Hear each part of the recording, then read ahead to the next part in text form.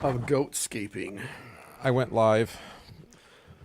We are live, Stephen We've- Mackey. We've got the chatters. Stephen Mackey, you can be here. Tell your wife. You should watch the Andrew Tate interview because you have a unbalanced dynamic in your relationship. Then you tell your wife when she's allowed to take your time away from you. So my theory, and I don't know if this is true, but if we're told not to like somebody, we probably should pay attention to them.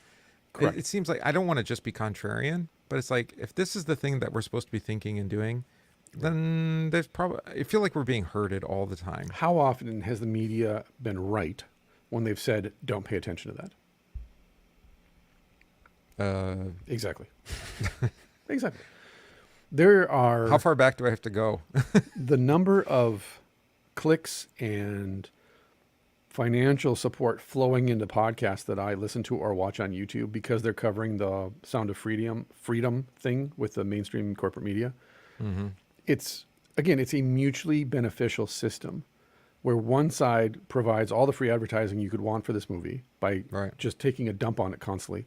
And the other side capitalizing on the headlines and saying, let's talk about this and let's vilify the corporate And that's media. the thing that bugs me about it, because there's the truth behind what's binary, yeah. what actually happens, Right. right? This is it, Right. and it's based. I mean, Ballard's a real person, Yeah. right? Real story, real documentation. It's all video. Yeah, it's actually Right, at the end of the exactly. movie, the video of the actual events is shown. Well, in there's a separate documentary. It's not as long as the movie. Operation Toussaint Yeah. about Where you Haiti. can, Yeah. we can actually see that on the ground, and you're like, okay, so that's real. He's not Stephen, making how this dare up. you? You can get a new wife, but you can't replace us. Priorities, man. Priorities. No, yeah. That's And I'm a not right. pastor, so I know best. This is not Just right. saying. This is not right. Two kingdoms. Anyway, No? but the problem is like Yeah. with the film and then with all the PR and everything, that's Right. all performative too. Right, of course it is. Yep. And so they are playing off our, are you entertained kind of desire. It's right? emotive. All media is emotive. That's why it's And that's so what's aggravating seductive. about it, because it's like, okay, I can see why people would say, oh, it's just made up. Then Mm-hmm. because look, Caviezel, I mean, when he's on camera, it doesn't matter if it's the film or if He's it's an intense. interview. Yeah. He's acting. I mean, Well, because I he's an think- actor. right. It's not that I don't think he's being sincere. That would be like you getting upset at me that I want to make every conversation about Jesus at some point. But when he starts ranting about the adrenochrome or whatever, you're like, okay. I mean, I'm not saying NHS website. It's I know I'm on not the saying it NHS doesn't website. exist. Right. But he's doing that to get an emotional reaction. It's provocative. Right. Yeah, to provoke. But you can't not do that. It doesn't matter if he's an actor or not. Because you want people to actually see the movie. Well, again, as we were talking about off camera, when you've seen the things that I've seen, I'm going to talk about them because they left an open wound in You my sound like soul. Roy on the rooftop at Right, Blade yeah. Runner. I've seen things you can't imagine. But when you've seen the things that I've seen and gone to the places I've gone, and especially in Mexico and Guatemala, but even in the United States, even going into prisons, Yeah. it leaves an open wound, and therefore that passion, which is emotion, right? That passion is going to come out of you, and the fear is going to come out of you, right? I don't want this to continue. I've seen this. I've been exposed to this. I went on raids with these guys so I can actually see and experience what they see and experience so that I can bring authenticity to my role, which again, to a normal person, that's kind of weird. It is, right? But at the same time, you could say, well, as a missionary, for example, you don't have to go into those dark places. You don't have to. Yes, I do. Well, yeah, but are you really going in there to preach the gospel, or are you just going in there because you want to see it, right? And ultimately, I think it's a matter of motive for sure. But this is always the opposite pull is, like I talked about with the truthers, is that on the one side, they say, well, it's not as bad as this, and they're, it's for dads with brainworms. But then I have the other side, my friends who are truthers, who are saying, well, Ballard's a Knights Templar. He is. The producer is a Knights Templar. He is. They're part of a secret society. They're both Mormons. There's the sex trafficking controversy. Well, and they're behind funded that. by Knights of Columbus. Funded by yeah. Knights of Columbus. It's funded by a Mexican billionaire who was involved with the cartel. Oh, the film? Yeah. Yeah. And is he now out of that? Is he benevolent? Is he not? And my point is, stop talking, stop complaining, and do something. So, for example, right? If, What was the other thing? Oh, Caviezel's trainer is that weirdo guy that gets all these people wrapped up. Yeah, he had the same physical trainer as like Britney Spears and Okay. Oh, that guy that used to be in PSYOPs in Canada. Right. Oh, is that his trainer? That was his trainer. I don't know if he is that to anymore. me is like all that other stuff aside. I don't care about it as long as the movie gets made. That to me, that's a problem. Well, because he's the also point Ellen is, Page's trainer, and after he became her trainer, right? that's Yeah, when that she guy. came out. That Yeah. guy. Now, whether it's true or not, I mean, the point is, Caviezel obviously is damaged goods. Every time I see him interviewed, like he's been a part of things, and that's Hollywood. Who was the other guy? Oh, I heard there's a revolt happening. Who is it? Mark Wahlberg is? Or Yeah, him Donnie? and Mel. Yeah, they came. Yeah, they both got in They're trouble trying last to- week. That's why they were at the UFC fight together. Yeah, Talk to Trump and talking to let's- Trump, exactly. Let's raise some funds and let's make some actual decent stuff. Right. Well, and funny thing, then what? A week later, all the Harley actors- Pasternak, That's the guy. Yep. Yep. I don't know if it's true, but anyway, I Canadian saw- personal trainer, motivational speaker, author, and television host. / used to work for Canadian intelligence in the psychology department, developing psyops. I wonder why they took that off his LinkedIn bio. That's weird, because it used to be on there. You know who else's trainer he was? No. Kanye. Yeah. Remember, because he's the guy who threatened to put Kanye back on meds and have him institutionalized. And everyone's like, you can't do that. He's like, actually, I have power of attorney over him. You're like, wait, what? Another funny Why does thing. Kanye's personal trainer have the power of attorney? Isn't that weird? Who was the who's the guy who does the stoic guy? Does the Ryan something Holiday? is the way. Yeah, Ryan Holiday. I was listening to Ryan Holiday. Obstacle is the interview. way. Yeah, obstacle is the way. I was He listening to voted interview. for Biden. Anyway, he was at American Apparel Mm-hmm. with I didn't know any of the story about this guy, the founder CEO guy, Mhm. and how he basically went nuts Yeah. and destroyed the company rather Yeah. than actually. Yeah, it turns out that guy, the American Apparel guy, Yeah. is now in charge of Yeezy or whatever Yeah. Kanye's thing. It's Yeah. like, wait a minute, so you put the crazies together? Right. It's just So a That's- couple weeks ago, those of you who are in the Telegram group, I think it was 2 weeks ago, I posted those old videos from the Rogan podcast, that author that exposed the MK Ultra stuff and the Manson family murders. oh yeah. That I can't remember his name. Fascinating book. Definitely read it. Yeah, it's like his life's work. I mean, he spent 30, 40 it years was on just it. supposed to be a magazine article, and then he found all this stuff, right, about Tex Watson Right. and these tapes and Bugliosi. Yep. Yep. It's the exact same thing they're doing today that they were doing then. When you listen to those interviews with him, and again, the psychologist, that was the psychologist for Jack Ruby, was the psychologist for Tex Watson. Right. And I always go back. Remember in Batman Begins when the Scarecrow, Dr. Stephen Crane, he goes into the interview room and comes out and he's like, he's crazy because he shot him with that toxin that makes him, Yeah, right. In the face. Right. I'm like, that's not fake. They actually got that from the MK Ultra experiment files because they weren't able. They actually were ordered to burn all the files sometime in the 70s, like burn all these files after these two guys that were doing all these experiments for decades said, we doing these in the 1980s. It's all a lie. Well, then when they retired, they said, burn all of our files, burn all. And they didn't. Some were saved. And so you see the same thing to happen in the 50s and the 60s and the 70s and the 80s. Because again, go back and look at Sirhan, for example. Look who his psychologist was. Same guy that was also advising on Tex Watson, Jack Ruby, right before they went nuts, Lee Harvey Oswald, blah, blah, blah. All of these guys, by the way, Mark Hinckley, also a part of that. Who did he shoot? Reagan. Yeah. All of these people all these shooters were involved with the same group of people. And it's a very small group of people, and they're all CIA subcontractors. And they're all involved in psychology. and then they're all spirited away. No one's allowed to talk to them unless they're heavily medicated. They've all been coached up. They've all got scripts they have to follow. And every single one of them says, I don't remember. Every one of them. When Yeah. interviewed, Sirhan says, I don't recall. And by the way, Sirhan was standing in front of Bobby Kennedy when Bobby Kennedy got shot from behind 6 times at close range because he had burns on in the back of his head. But Sirhan was standing right in front of him 10 feet away. Sure. So all of the bullets that hit Bobby bounced off walls and then came back at him. Chappaquiddick. Same thing with Hinckley. Yeah. Hinckley says, I don't remember. I don't remember. Mark David Chapman. I don't remember. All of these shooters say the exact same thing. I don't remember doing this. Mesmerized. And they all have the same manifestos. They all have the same profile. Did you see that those parents that caught the FBI grooming their 16-year-old autistic No. kid? Yeah. No, I was last believe it month. though. Ugh. Their 16-year-old autistic, 17-year-old autistic kid was online in a chat room talking with this guy, girl. And the parents, all of a sudden, this kid's talking about this person constantly. But then they noticed that their kid's whole attitude and mood and the way he was talking changed over the course of time. So they started sitting in on these chats then. And like, who is this person? Who is this person really? And they found out it was actually somebody working at the FBI, grooming an autistic kid to do stuff, allegedly. But no, it's just training an asset. Exactly. That's exactly what it is. But MK Ultra was stopped way back in the 80s. Not really anymore. And so, again, if you look at social media and how social media conditions us to accept things and reject other things, right? The latest thing, it's a joke, it's a meme, but it's real. We all know that. And Sound of Freedom is another one of the things. And you and I are guilty of that too, because we might be against one thing, but they'll find the thing that we're for, and then they've got us. Because as I said to my wife this morning, if Sound of Freedom is a psyop, nothing is going to occur to distract us from this movie for the next couple weeks. If it's not a psyop and it's a genuine movie that is trying to like get people talking, something's going to. Because remember, Oh in no, they'll 2020, just dump, right? they'll just dump Oppenheimer and Mission Impossible 2. Right. Or No. whatever it Remember is. in 2020, in the summer of 2020, remember that huge the website.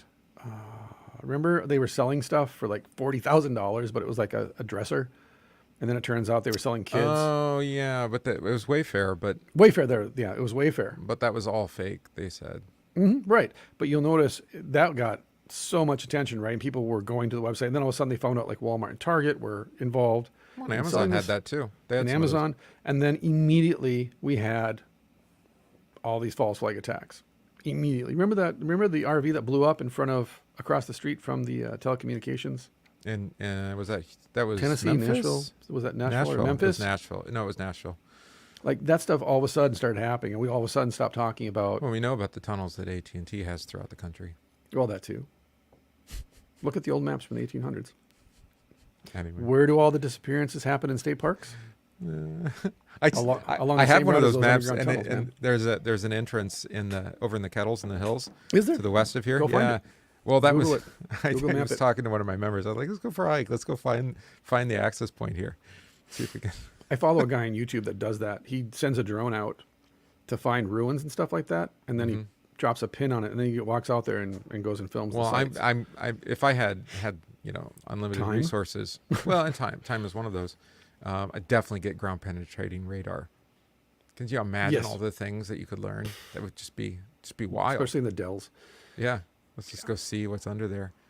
Well, yeah, because you have the underground. You have the submarine stuff that gets you from Lake Michigan Right. out to various Right. places. Right. Mhm. Well, they admitted. Again, I talked about that before. They admitted, the U.S. Navy admitted, they have submarine tunnels under Hawaii. No, why wouldn't you? They dug them during World War II. And you're like, well, of course. Why wouldn't you?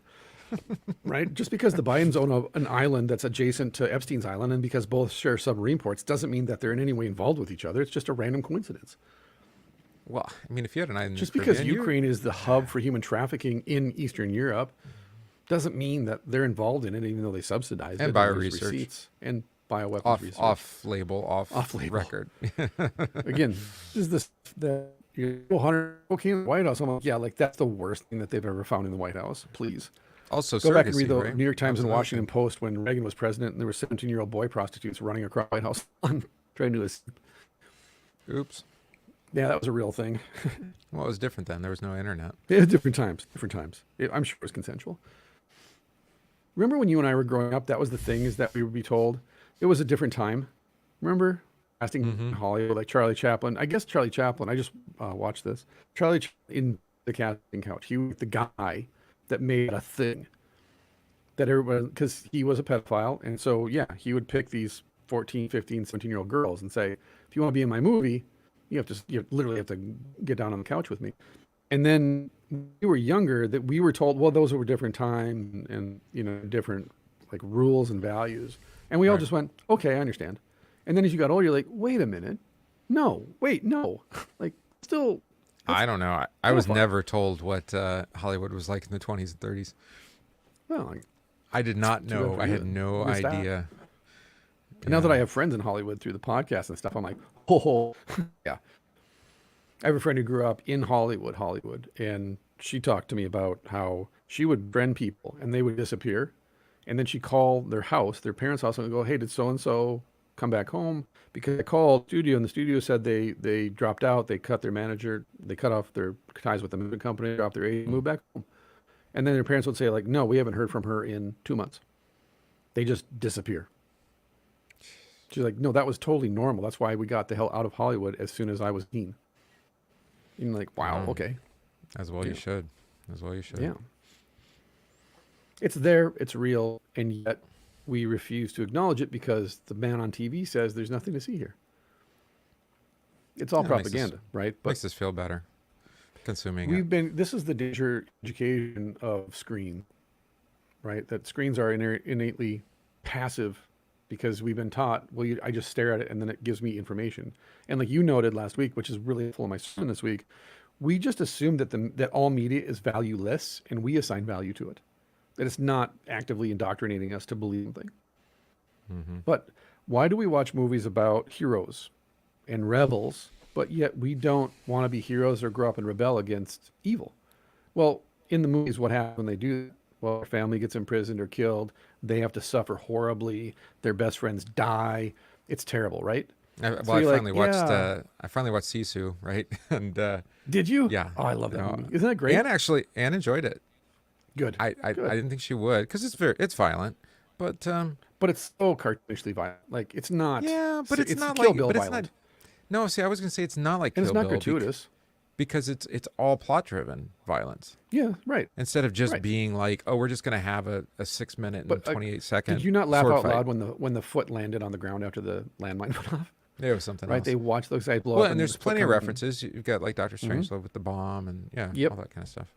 So And like I said, by the third act, when they're like reality, no more. No, kind of. This is well, and yeah, I reality. drew the parallel to the Northman in that regard, right? Because it Yeah. kind of has the Right. same kind of arc of a mystical story. realist, kind of thing. Yeah, Yeah, except it doesn't have the drugs, so it's a little bit more. It's a little bit more accessible. In a way, Sisu is drugs because Well, but again, I mean, I it's a get nice it. With short. no one else, nothing left to lose, but he's still going to save these women, and that's Yeah. good. No, it's such a great. All of the best movies this year, critically wise, have all been independent, small budget films. Well, it's the future. Yeah, minus Maverick, Top Gun Maverick, and now Mission Impossible. Those two are going to make over $1 billion. Which is, yeah. I think Mission Impossible will. And even if I don't care if it's good, it's good. Yeah, it's fine. It's going to be awesome. Like Maverick blew my mind. Like I was so sweaty by the end of that movie. I was sweating But it wasn't. It didn't have to be all that original as long as it was well executed. No, it wasn't original in the least. Every single No. character was simply a copy of characters in the original movie. Well, didn't we have a trench run? Yeah, we'd had a trench run. Yeah, we have Iceman, now we have Bagman, Yeah. right? Like over and over and over, right? We have Goose's son, but we still have Maverick. We had to replace Kelly McGillis because she got old. But regardless, it's the same thing, right? But we don't care because again, I get to go home and sleep the sleep of the just. Because I'm pro Maverick and I'm pro America, and Well, therefore I'm a good won. person. The good guys Yeah, won. the good guys won because that's the way it goes. And This we know is that. why. This is why. In the I mean, movies, as much as good guys win, right? But in reality, they don't. Which is Mhm. why we allow ourselves to be indoctrinated and brainwashed by this media. because we can't live a life where the good guys don't win. Well, we were watching a video this morning, and it was in the Middle East somewhere, but they were preparing a cow for the village. And my boys, my 11 and my 12-year-old, were asking, like, what is that? I'm like, that's a cow. Because for most of the world, that's what their breakfast looks like every day. You got to go out and kill something. And you don't just kill it for you kill it for the whole village or the whole family. And I said, this is why they're stronger than we are and why they hate us. And I want you to understand this as children. People outside the United States don't like us. They're morally and religiously opposed to us. I get Because- my meat product from a tube every morning. Correct. How's that Because not real? they look at us and say, you're weak. And we despise weakness. Because in our culture, weakness is like you die. That's how this works. And we're weak, and our culture thrives on weakness, actually. This is why, if you look at testosterone rates, this is a proven fact that testosterone rates have plummeted 50% in the last 20 years. And then, so all the men in your country, let's take a country like It's like 200%. France. Let's say France, for example. Let's say you have a country like France where the native population has a testosterone level 50% below baseline. That is literally unhealthy. You're going to die early, all this stuff. And then you import a group of people whose testosterone is through the roof because they're actually doing stuff every day. They have to live. They have to survive. They grew up rough and tough. They're fighters. They're fighters. Yeah. You import fighters into a country full of men who are betas, who have been feminized and turned into passive receivers. And then you're shocked that the immigrants not only don't respect you and are prejudicial against you, but don't respect your laws, don't want to assimilate into your culture, see you as the enemy, and then take over your culture. Oh, that happened. And why would your leaders allow that to happen? Yeah. Unless, of course, they know that. No, it seems cyclical too, right? Of course.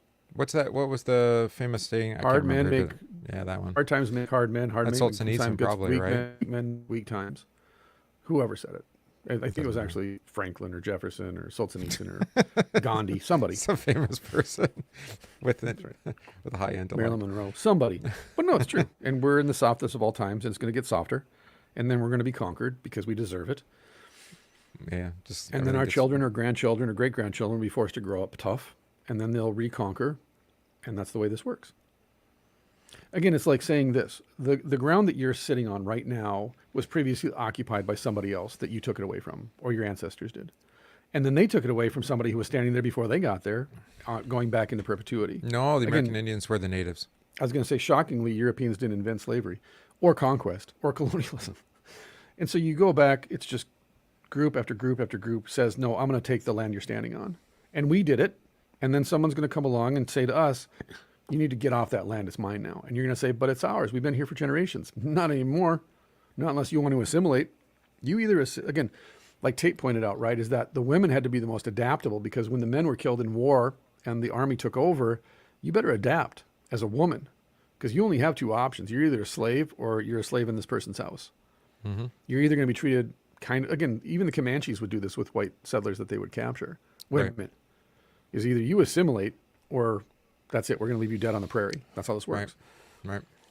But as far as the men go, you see this with every campaign. Every invading army comes in and they immediately kill every man between the age of 18 and 38. Immediately. Boys, they can live because they're probably going to die anyways. And the old men are going to die anyways. I'm sorry, vice versa. We kill the children, we kill the old men, and we keep all the men 18 to 34 or whatever because they're the strong ones. We're going to send them to work. And if they don't want to work, we just kill those two. And what do we do with the women? Yeah, just leave them. And then we prey upon them when we need them, like in Sisu, right? If we need women for Right. the harem, we'll take them. If we need them to work in the factory, we'll make them. If I want this woman to cook for me, she's gonna. That's the way this works. And the softer you, again, as Bill Burr pointed out too, there are no feminists on the Titanic. Also, I've been actually persuaded that I don't think women should serve in the military, which I never Really? thought I could be convinced of. But yeah, no, I'm Oh. 100% behind that now. Yeah. Yeah. I think you have to actually see what military is. You know, if you don't see it for what it is, it's not just another job. Well, it goes back to the argument, again, it's basic logic, but it's also theologic, it's scriptural, is that I was made, again, I tell people this, in Greek, the word for hero means protect and defend, but in Greek, the word for father means protect and defend. Right. They're synonymous. That's not the definition of a woman, of a mother in Greek. It's not. Because we live in a complementary relationship, men and women. And the woman is to nurture and to build. And the man's job is to protect and defend. Mhm. So the woman builds and the man protects what's built. At least, the- I mean, at least that's enough of a framework to keep you going. Right. Well, that's the minimum requirements for daily life according to the I think commandments. so. I think so. Once you enter into that dynamic, though, when the woman says, I want to go fight over my dead body, you will. But I have to be dead first for that to happen. Well, If it's I'm either dead, that you'll or have you to fight. become a woman. I mean, that's Or not- you become a woman because the woman assumes this male power fantasy. I can do anything a man can do, but then the man has to assume the woman's position. So I'm going to nurture and build up. I'm going to be Mr. Mom, and you're going to go out and you you're saw. going to protect You probably saw the story. What's her name? Charlize Theron. Right? Theron and her children. Like yeah, I'm her still adopted kids. I'm still single because no men are growing any balls that will date me, and I'm like, I don't think that's exactly the problem. That is not the problem. It's like, well, I don't know what you. Well, never mind what she did to her children. Oh, my Well, never goodness. mind what was done to her in her early. Again, Well, go back there's to her that early too. career. She had one job as an actress in all of her movies up until Monster: get naked, have sex with the main character. You're the femme fatale. Every movie, every one. That's true. And as I've said about Kathleen Kennedy, I'm positive the reason that she has systematically dismantled every heroic archetype that George Lucas created is because if you go back That's far her own enough, personal fantasy. it's her own personal revenge tour. She is getting revenge for something that he or Spielberg did to her. I guarantee you, because all of the women today, like Charlize Theron, who are now coming out and If you go back to the early careers, they were passed around. Yeah. And again, this goes back to the 20s. And these starlets It's get not, passed. it's not just Harvey Weinstein, right? No, no. He was the scapegoat. Again, Yeah, definitely. go back and listen to I See the Devil Fall, like lightning. He was simply the scapegoat offered up as a sacrifice for the sin of Hollywood. That's all it is, period. It's supposed to end, well, like he didn't hang himself, right? I mean, Yeah. it's like that was supposed to end it. Right. Like, how? Why? What? Why haven't we seen McAfee's body? Why haven't the autopsy Oh, speaking of report another been released? sacrificial victim. Yeah. Yeah. Is he really dead? Or I is think he so. simply ghost? I think Same so. thing with Epstein. Is Epstein, again, I saw a video last week. They're like, look, Epstein was spotted in Wait a Lebanon minute, you're or going to something. try to tell me that Hitler was a sacrificial victim too? Well, of course he was. He was bankrolled by the same banks that bankrolled Churchill, De Gaulle, Stalin, and We just Roosevelt. wanted his tech and his scientists and Right. Who and his was money. it? It was on the podcast that I was doing the Area of Operations podcast, is that, or whatever podcast, is we all want to believe there's good and evil. And there's not. in the world. In the world, there's good and there's evil, and good will always win in the end. But that's not true, biblically speaking. There's God, who is good, and everything else that's not God is evil, unholy. So you're either in, I said this in the Bible study, is that on Wednesday morning, there's no such thing as good guys and bad guys. There's God, and everything else that's not God is ungodly and unholy, and therefore evil. So Paul draws this distinction. If you're in Christ, you are innocent, you are pure, you are righteous, you are blessed, you are holy. If you're outside of Christ, no matter how righteous you are evil, period. Yeah. So he says in Romans 7, to your point earlier, again, if I have the mind of Christ, why do I do the opposite of what Christ wants? Well, because I'm a dead man walking, and sin uses the law to afflict my flesh. But I don't believe that. But I don't believe that. Exactly.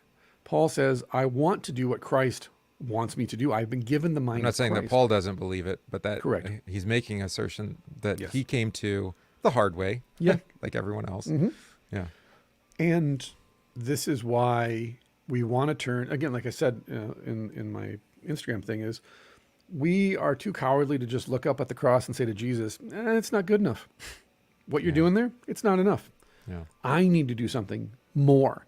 And Paul even says this in Colossians. We actually fulfill or complete the sufferings of Christ in our own bodies, which misread as a transaction means you have to finish the crucifixion that Jesus started versus, no, you're tetelestai, because that's what the word is in Greek, right? Complete, finish. You're tetelestai Jesus' suffering in your own bodies because I no longer live, but Christ lives in me. So therefore, my suffering is completing the suffering of Christ because it is actually Christ who is suffering in me when I suffer. And the pain that I experience and the anguish I experience isn't actually mine. It's Jesus. It's the Holy Spirit with sighs too deep for words.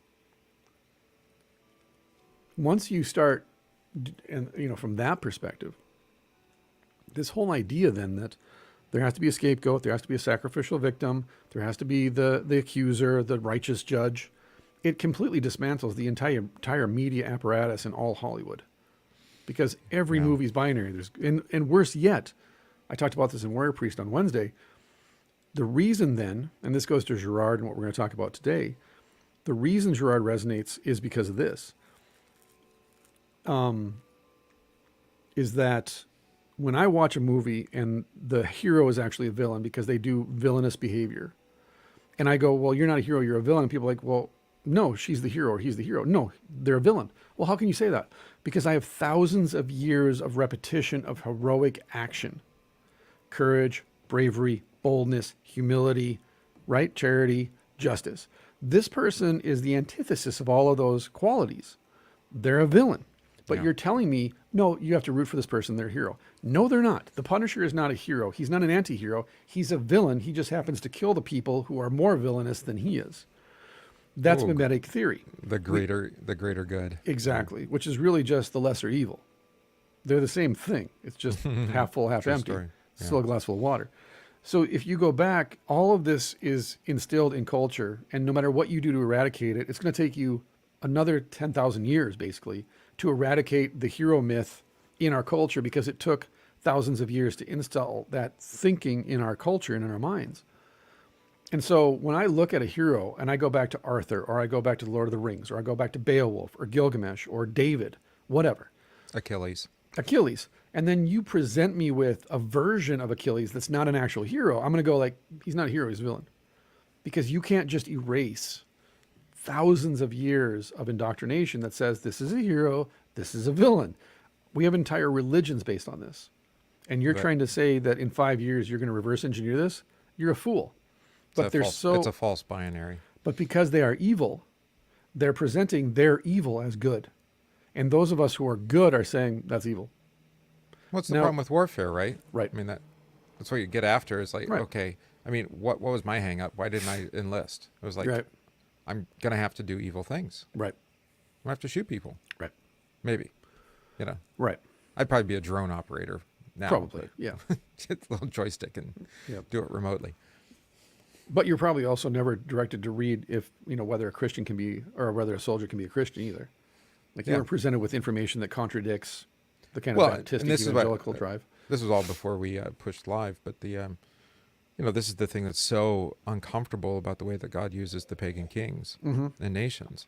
Mm-hmm. It's like, wait a minute, he's using evil Right. for good, of Evil course. men. Yeah. Evil men and evil actions too. I mean, Well, I know I say that because I teach this to my people, right? That in the Bible, there's no such thing as evil in the abstract. There's the evil Okay, one, there's fair evil enough. men. The Psalms does this, Evil deliver death. us from evil. Yeah. It doesn't say Yeah. that. It says deliver us from the evil one or One. evil men. These are real things, not ideas. yeah, That's all. yeah. No, I appreciate that. But still, you look at it and you're like, well, Mhm. wait a minute, how could God even collaborate with these people? Right. He or doesn't. with these things. He is No. the Lord of armies. Yeah. Period. Lord He of calls hosts. it, like Lord I of told you, armies. I mean, he calls it Assyria is or whoever, Yeah. Egypt, Yeah. Babylon, My my sword. sword. Yep. Like, wait a But minute. again, super problematic if you're saying, if you're Jehoiachin, for example, saying to the prophet, we're God's people. We're blessed. We're cool. And the prophet's like, no, you're not God's people. You're not blessed because outside, that's where God's at. No. And he's come knocking and he's going to break down your doors and he's going to kick all of you out of Jerusalem so that the remnant can move back in.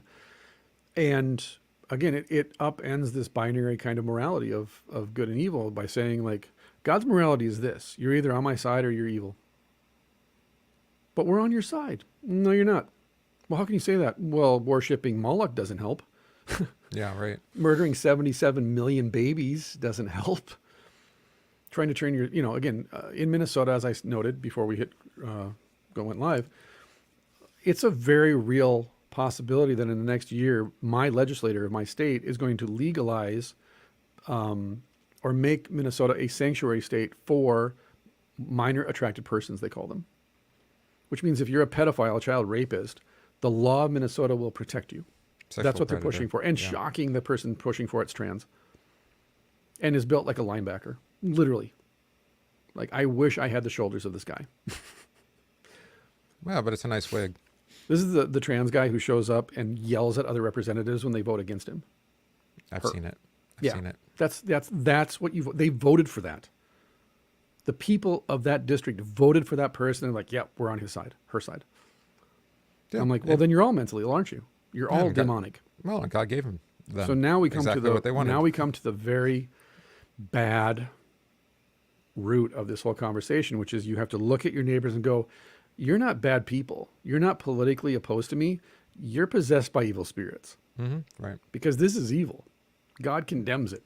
Well, that's the uncomfortable truth that the kingdom of the world, whose is it and how is it governed? Right.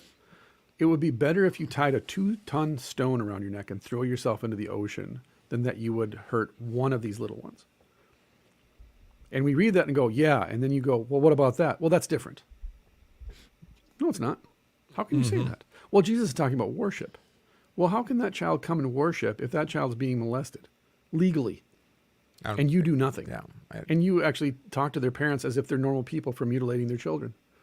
Again, genital mutilation in Africa. Yeah, it's evil. We got to stop that immediately. Genital mutilation of your teenager. Well, no, that's their choice. They were born this way. It's not mutilation. It's reassignment surgery. Oh, and by the way, the first surgery is $70,000. I Right. know this because the Children's Hospital of Minnesota now is advertising the surgery to out-of-state residents. because my taxes will actually pay for it. So now you go to the deeper issue. My taxes are paying for these surgeries. It's not your money, so don't worry about it. I know. Ultimately, thankfully, none of that's my money. You're choosing to use a token of exchange. Loophole. That, Yeah, the loophole is it's well, not actually not legally arguably my there money. is a law. There is law that requires you to accept Right, that but I'm token saying of though is exchange. if I but say yes. that, if I say my money is being taken from me by force and being used to do evil, and then I preach against that evil, that makes me a hypocrite. The law is a non-negotiable, unconditional accusation. It brings everyone captive to, Oh, if only there was something in the Bible that covered this. Make it so much easier for us. and what the law enslaves? Yeah, Right. it does. Yeah. To your This own to desires. me this to me is the dividing point within the clergy in particular, between those who actually believe the law accuses and only accuses, and those who say it but then believe they can do it. They will always equivocate. They It will always accuses, always but after it accuses, it gives me good advice. good feels. Yeah, is you're deluded because you haven't gone deep enough then into Now we've got the accusing part out of the way. right. Exactly. That's right. Let's move on to I'm the victim encouraging. here, people. I'm the victim. Yeah, it's true. All right. I was just thinking about this during this conversation because that's like 29 minutes. What if we clipped these and put them on as like extras, like drinkers' extra shots? Oh, as a separate post? Yeah, rather than putting it at the end of the podcast, why not just put it out as a separate... as a non-numbered episode. Yeah. Or we could put them as like the 00, 001, 0002 Well, type you episodes. know, if we were doing like a Patreon thing or something, we could we could make it for subscribers only. We could do it, what do you call it? So the Banned Books podcast is a full book, whereas the shorts could be like brochures. Banned brochures. Yeah, I mean, they're really Book rants talk. We more could than call they it are. book talk. There we go. Banned Book Books, talk? book talk or something like that. Book club. Talk to my bookie. All right. Talk to my bookie. There we go. Talking to the bookies. Bookie talk. Should we push record? We should. That's very. Is that what you were thing. trying to say? Yes, dotting. So clip it, okay. throw it off as a whole separate, just kind of. Off. Yeah, I can rip it out of the video. It's Yeah. fine. Put it on a Monday or Tuesday or something. Yeah. All right, War Champ. All right. Dot dot dot dot.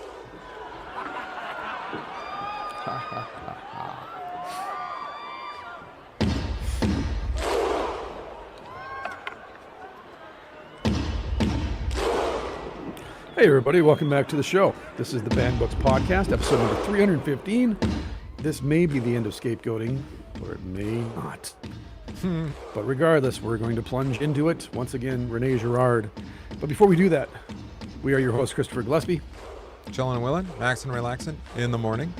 And I'm Donovan Riley. We are a part of the 1517 Podcast Network, the mostest, awesomest podcast network in ever creation since the beginning of time. And the most awesomest podcast on the podcast network. It's a true story, actually. Yeah.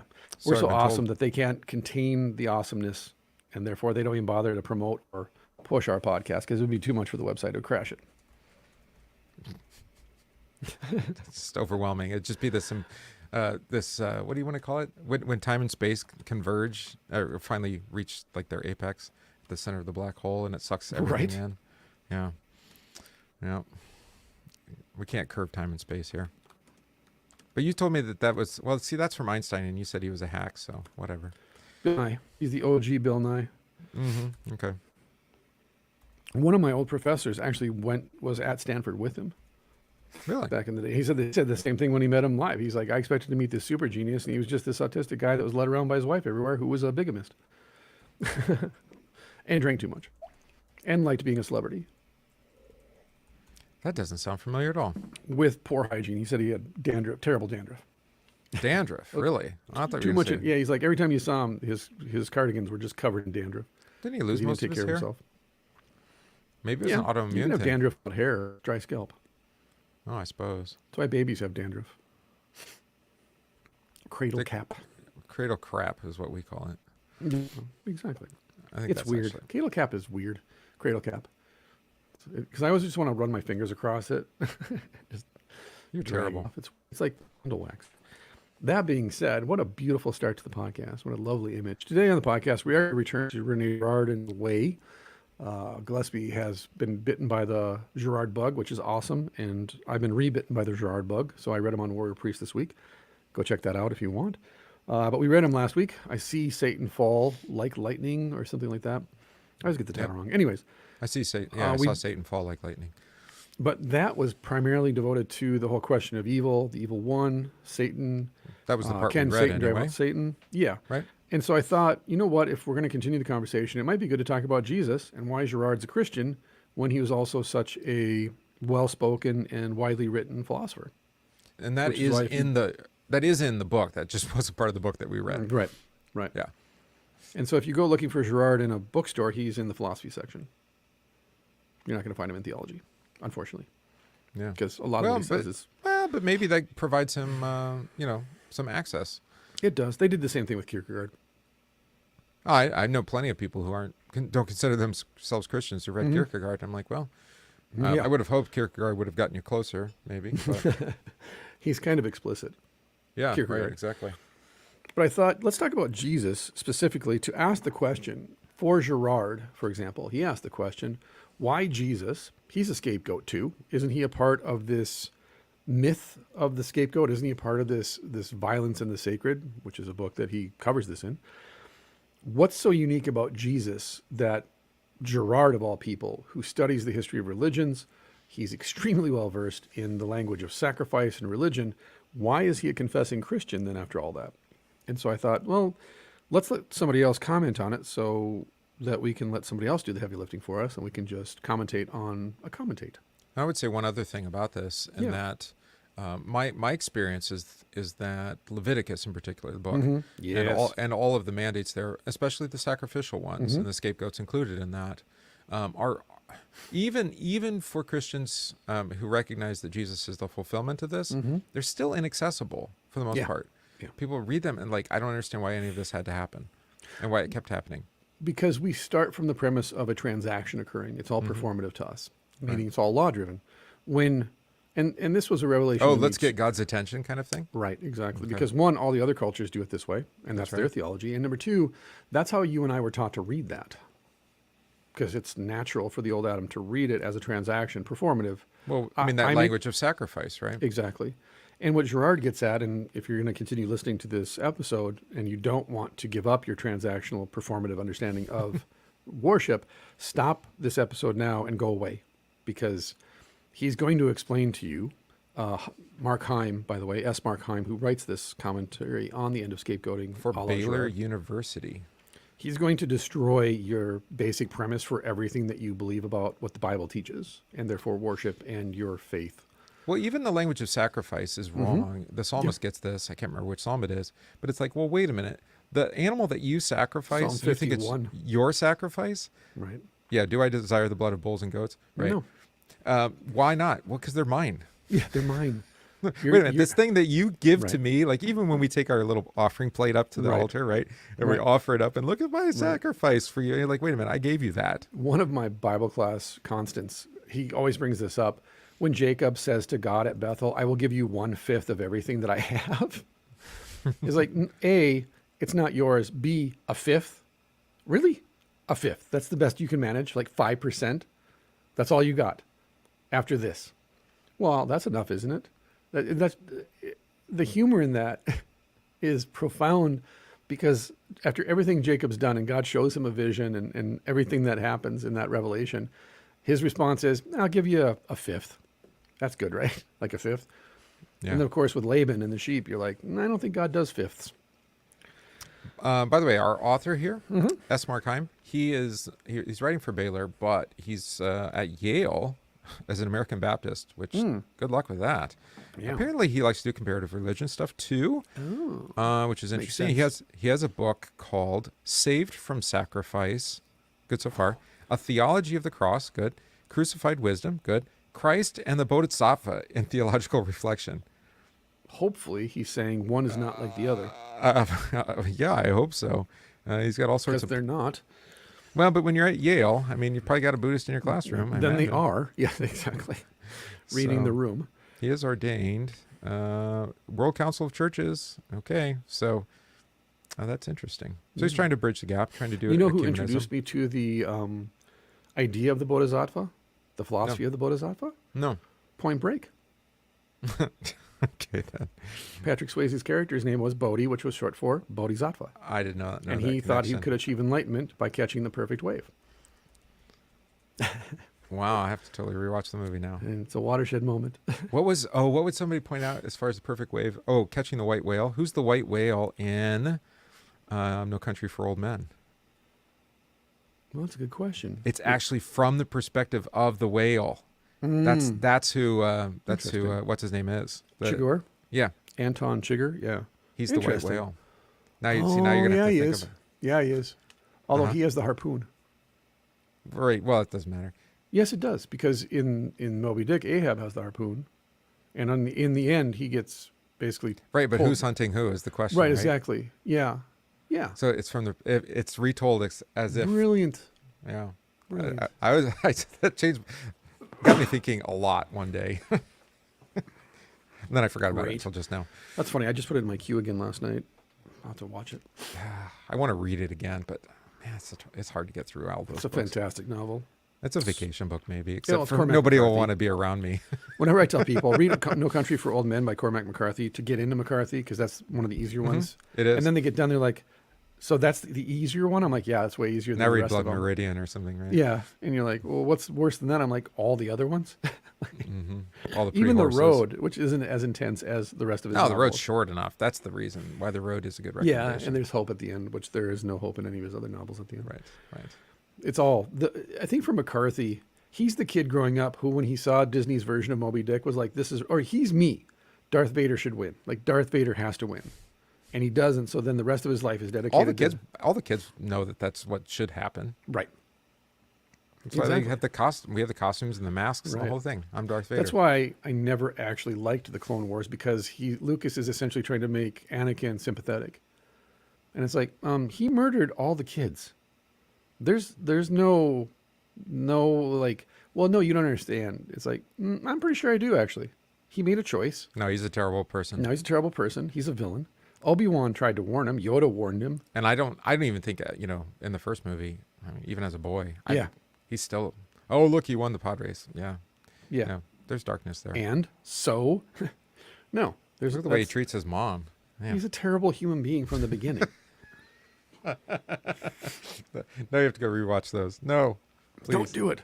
So the End of Scapegoating by S. Mark Heim. Violence. Violence is lodged at the center of the Christian gospel in the crucifixion of Jesus.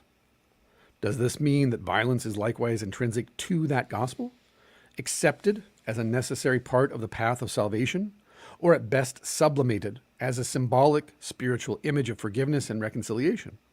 Question mark. Question mark. In some Christian theologies, a focus on a quote-unquote heavenly, transactional meaning of the cross is reinforced by an inability to see any earthly revelatory value in Jesus' death. Oof, that's heavy. Jesus' insistence on walking the path to Calvary seems unconnected with the specific dynamics of his brutal execution. By contrast, modern critiques of Christian atonement theology, inside or outside the church, focus overwhelmingly on its role in inciting or condoning violence in worldly, interpersonal, and intrapersonal realms.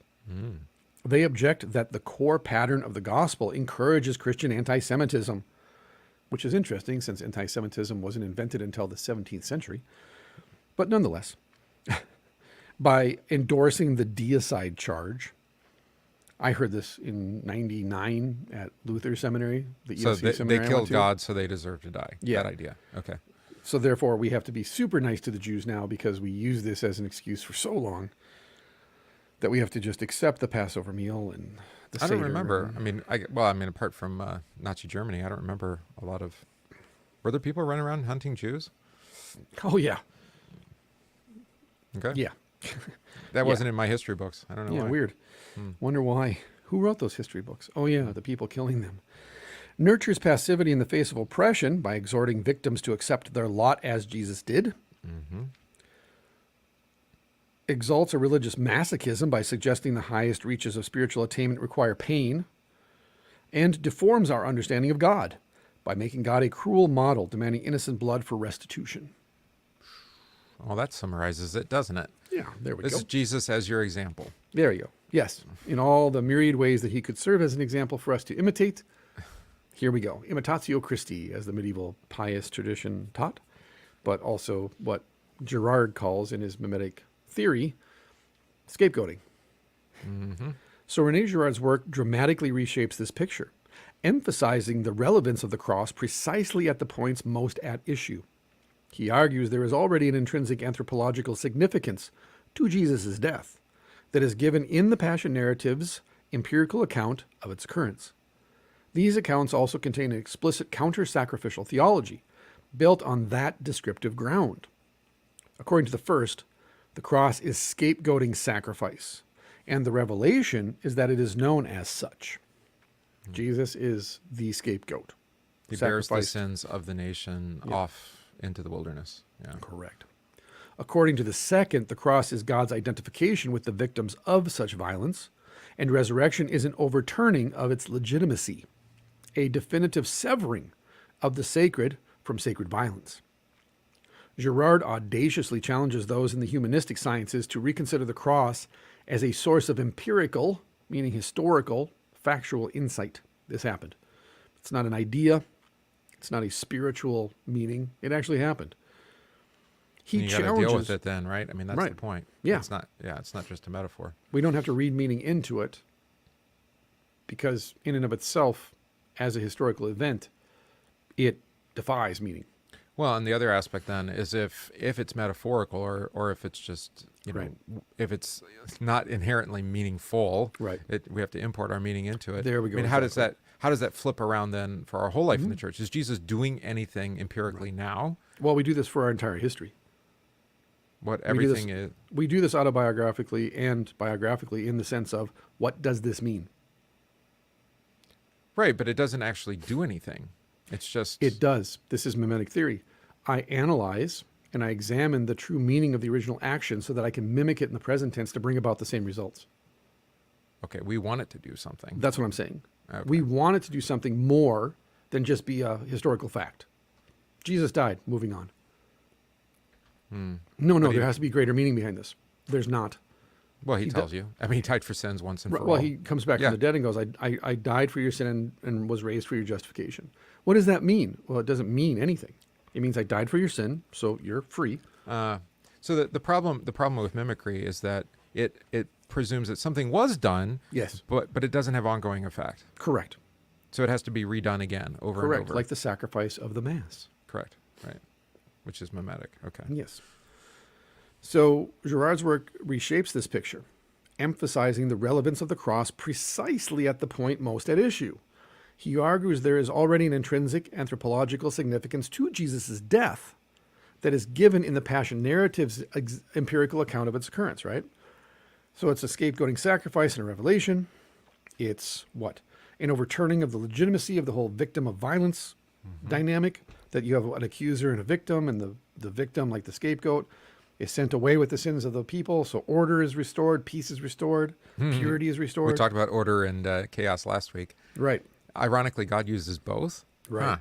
Yeah. Wait a minute. Oh, he created order out of chaos, and then he's going to use chaos to bring order again? What? Whereas what the devil does is he presents the illusion of order in order to bring back 7 demons to create even greater disorder. This is the Hegelian dialectic. Yeah, that chaos is evil and order is good. Right. To teach you that evil and chaos are actually good. This goes back to the anti-hero and the myth of the anti-hero. Well, but my point is he uses both. I mean, he brings life out of. No, I'm saying the devil can't do what God does, which is to bring, again, like Joseph says to his brothers, what you order intended out for of evil. Chaos. Yes. I got you. You intended for evil, then God took that and used it for good to preserve the lives of many people. Whereas what the devil says is, if you drive me out, you'll save all these people. Wasn't that the revolutionary spirit? Yeah.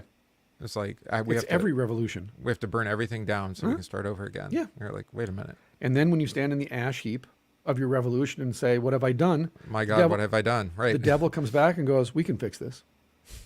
Do it better than last time. And we can do it way better than last time. And you accept his offer because there's no other alternative. There's nothing left. I mean, what am I supposed to do? Live by faith? I've always wanted to be a city planner. All of us have always wanted to be city planners. That's why SimCity appealed to us when we were kids. Oh, is this so? This is where the idea of like we can buy all this land and we can settle everybody here and we can build our little community. That's the utopian spirit, isn't it? I'll give you another example from video games, Civilization. So I have Civilization 4, I think it is. Was or that 6. Sid Meier? Wasn't that right? Yeah, originally. Maybe Civilization. Anyways, this is the latest iteration, came out last year. And so you have a choice, right? You can be very warlike and be aggressive and invade all these other, tribes and then build a nation and blah, blah. You can choose diplomacy. You can choose different options, right? But Right. no matter what path you choose, eventually you're invaded. And no matter how much diplomacy that you engage in, you say, I'm going to win the game and I'm never going to start a war. I'm never going to engage in violence. I'm not even going to develop my military when I have these resources. Right. No matter what you do throughout the game, you either have to pay off everyone to not invade you, or you have to develop a military to at least provide self-defense. But That's in why the I end, always gave up on those games because they end, always end the somebody same. else gets the atomic bomb and they nuke you and you lose. Yeah, it always ends the same. So as with any game, because a lot of shooters that I play, there's a reward if you can make it through the entire game without killing any of the enemies, like in Hitman. If you just knock them out, Right. at least an hour or 2 hours into a game, I get frustrated with the level and I just kill everything on that level and move on. Because it's human nature to seek out violence to resolve the problem that gets in your way. And just obstacle. level everything out, right? Right. Because in the end, I'm more than happy to deal peacefully with you and engage in diplomacy and be benevolent until an obstacle gets in my way that I can't overcome immediately through peaceful means. This is why you always turn on each other in the Yeah. end. Right. So That's why after you Girard defeat, says that the foundation of every society is violence. The ethic of every society is violence. you defeat the enemy, and then the enemy becomes you. Correct. Mm-hmm. Because you killed the enemy. Now it's you. Well, you have to have somebody to execute your Right. violence on. Marcus Aurelius famously said in Meditations, the best revenge is to not become like your enemy. Which is ironic in and of itself because Given he was his own constantly, life, yes. yeah, he was constantly on a military campaign somewhere. Right. Well, but that's what you talk about with humility, sheathing the sword. Yeah, It's like don't become your enemy. right. Yeah, that's Yeah. what Jesus says to Peter: "Put your sword away." And you're like, "But earlier you told me to sell everything and buy a sword, Jesus." He's like, "Not now, though." Well, this is That why, was- okay, we're gonna proclaim forgiveness of sins without penance, without restitution. Yeah, It's like that is so contrary to that breaks Anything. the Satan accuser victim narrative. right, but it's rejected. People Yeah, are that's like, what I'm no, saying. they have to say they're sorry first. I'm like, no, they Right. don't. And Like, I do this all the what- time. I threaten this every week. I'm going to come in and absolve all of you before you confess. And even though you confess with your mouth that you believe what I'm saying is true because it's a part of our confession, in your heart, you must make some offering to God. If you were going to teach pastoral care, which you're not, but if you No, they were, wouldn't allow me anywhere no, near that. if you classroom. were, maybe that would be your first rule. Mhm. And every time someone sits down and says, "I want to talk to you, pastor," say, "I forgive you." Yeah. Just start it that way. Yeah. See what happens. I've said that to people. I've encouraged Right. people to do that. It's like, and if anything, if that's your mindset, Yeah. is that I'm going to begin with forgiveness, Right. it does change though, at least even your own like mental conception of what's happening. Yeah. Right. It's like, I'm here to forgive them. Yeah, exactly. Yeah. So this is the crucial reference point for the wider meanings theologians may rightly find in the Passion. In other words, the reconciliation of God with humanity, actually it's the other way around, he's wrong, is one piece with God's costly engagement to rescue us from our entanglement in violence and self-deception. Jesus reconciled us to God, not the other way around. God's never not been reconciled with us. God's God, and he's always been God. What are you doing quoting? Who is that? That's Paul. Yes, Paul. Sorry, quoting the Bible. I guess I'm not a Yale man. From this perspective, the many criticisms of atonement theology have things exactly. By the way, this is the problem with atonement theories. Yep. Right here. He's actually addressing the problem with atonement theories. They don't take in the empirical event of the cross because they want to ask the question of what's the meaning of the atonement. It's representative instead Yes. of actual. It opens the door for us to do something. Whereas the cross actually closes the door for us to do anything. So it's not simply that it's abstracting the actual event, which that's part of it. That's part of It's the saying criticism. that the original event ain't enough. Yeah. Tetelestai isn't enough. Mm-hmm. So the care for victims that funds these critiques is effectively grounded in the cross and its visible victim. However, theology may have lost track of the connection. The cross can only be understood in light of a prototypical pattern of violence in human culture, scapegoating sacrifice. And the biblical tradition and the Passion accounts are themselves momentous steps in bringing that pattern to light. Somebody has to bear the blame. Again, there's always a Satan accuser, and there is always a victim. So, for example, I was talking to my wife about this morning, is in Scandinavian culture, which has then so heavily influenced upper Midwestern cultural ethics, it's a shame-based culture, meaning there is a victim who is ashamed, and there is an accuser who is just in saying to the victim, you're to blame. Right. And you have created chaos in this house, in this village, in this nation. You are guilty of creating chaos and disorder. You have upset the peace and the good order, and therefore you've upset the gods. So we're going to sacrifice you to restore order, to restore peace and purity to our village, our nation. And everything is equally, and everything is exactly where it needs to be. Now, in that culture then, right, where you're constantly in fear of being the object of scorn because you are the shame, right? You're in constant fear of becoming the victim sacrifice. You actually invent then this word game, which is transactional, which is, I'm going to accuse myself of being the victim before you get a chance to. So you're going to have to pity me, because then if you don't pity me, you're the guilty party, not me. Right. So for example, of course I did it. So for example, someone comes to you, let's say you pay somebody to paint your house, and the painter says, I'll be there at Friday, since it's Friday morning, 10 o'clock, I'll be there to wash the house and paint the house.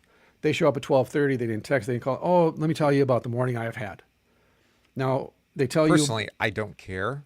here's where, no, that's my point though. So the painter comes and says, the morning I've had, my wife, my kids, I had a flat tire, my dog got hit by a truck, whatever.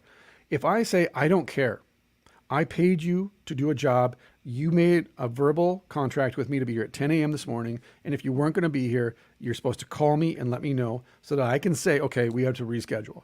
Right. But because he poured out his shame upon me, and now makes me the bearer of his shame, if I put it back on him, I'm actually the perpetrator.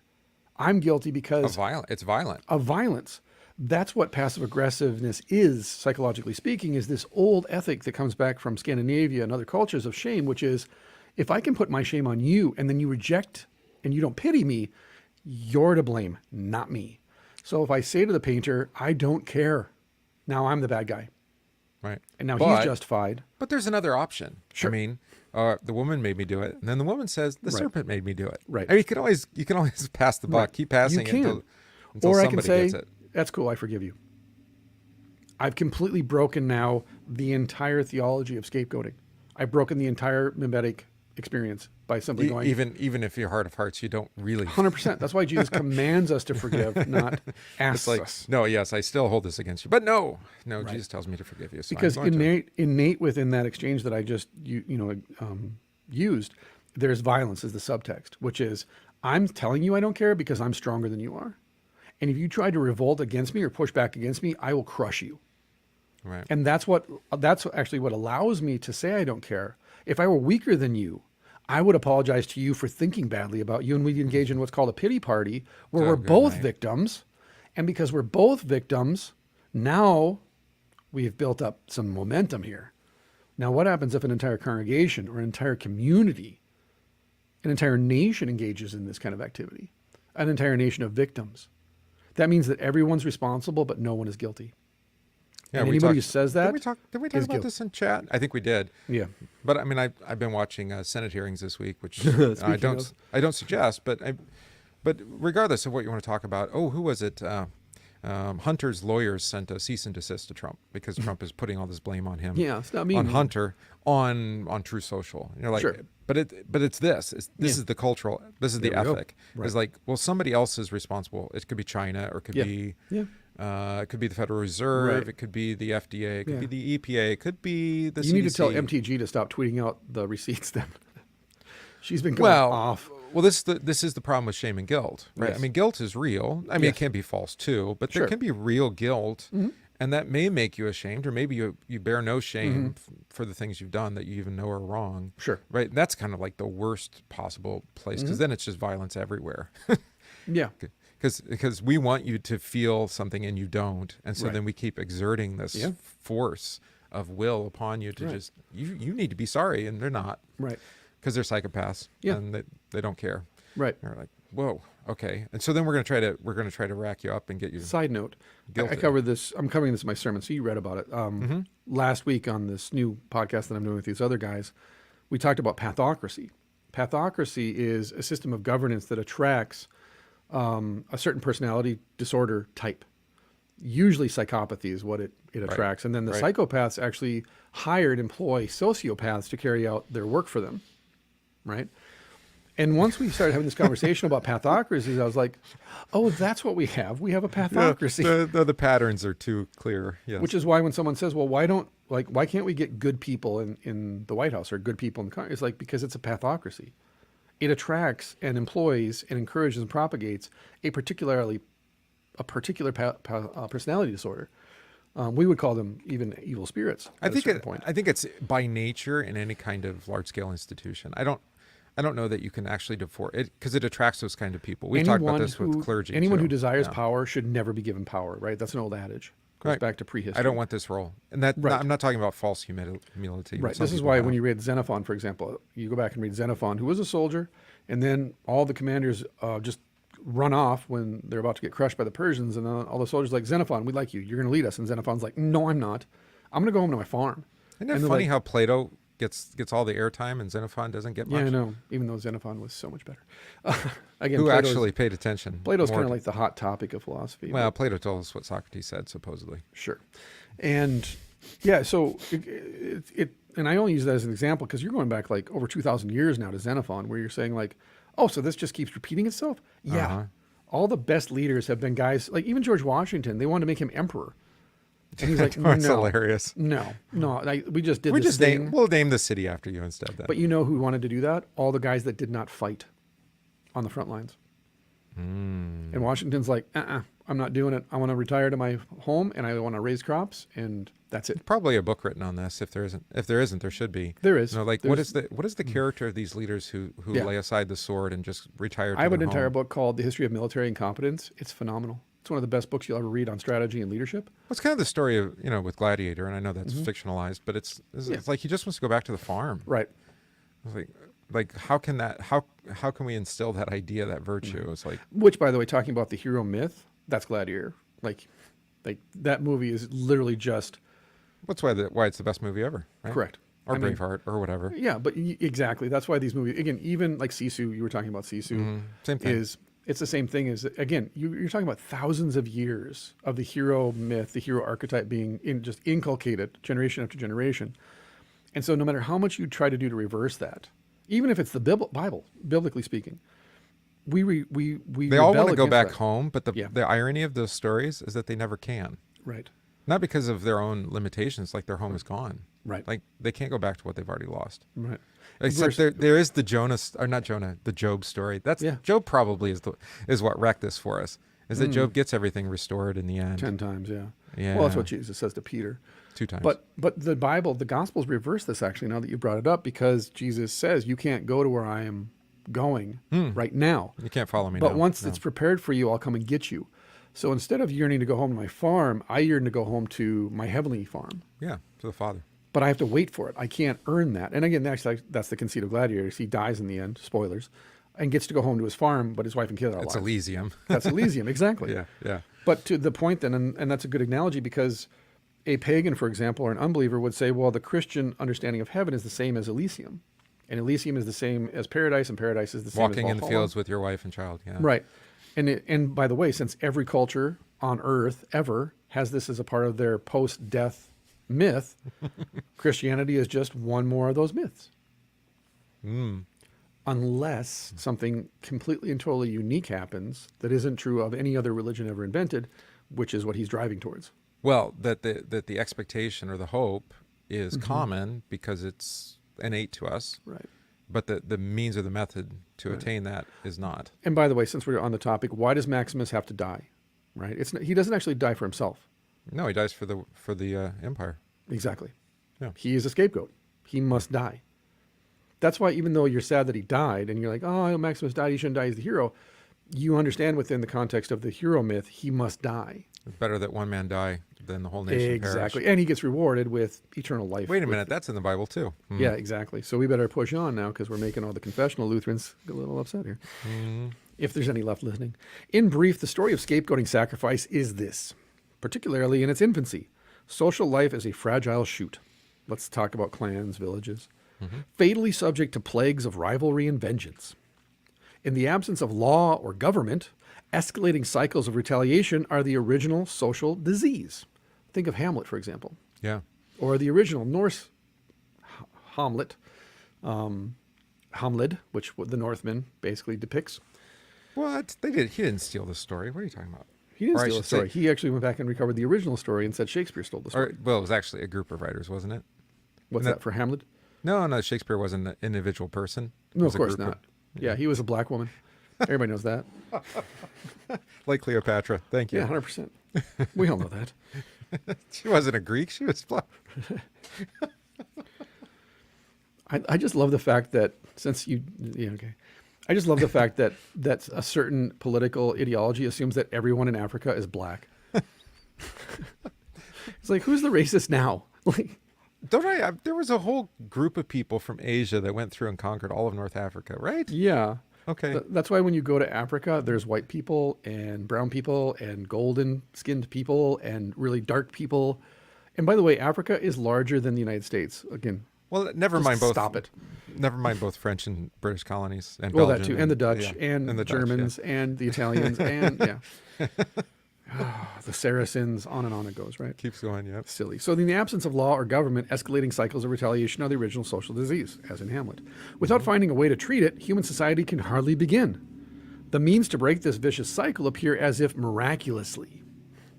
Yeah, I know, right? At some point, when feud threatens to dissolve a community, spontaneous and irrational mob violence erupts against some distinctive person or minority in the group. Well, that was a summer of love, right? Yeah. Okay. Yeah. Nietzsche famously said that the power of any leader is the power of the mob.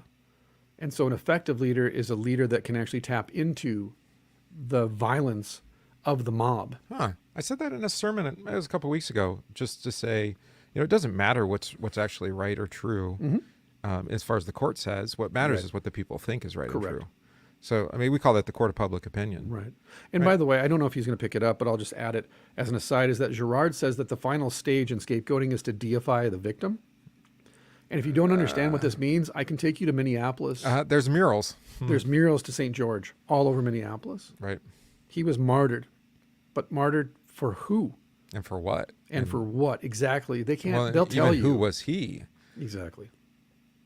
Did you see that? Did you see the meme that made the rounds? I think it was this morning, right? It's the Anakin and Padme, images. Yeah. But it's Muhammad and what's her name, the 9-year-old, the Yeah.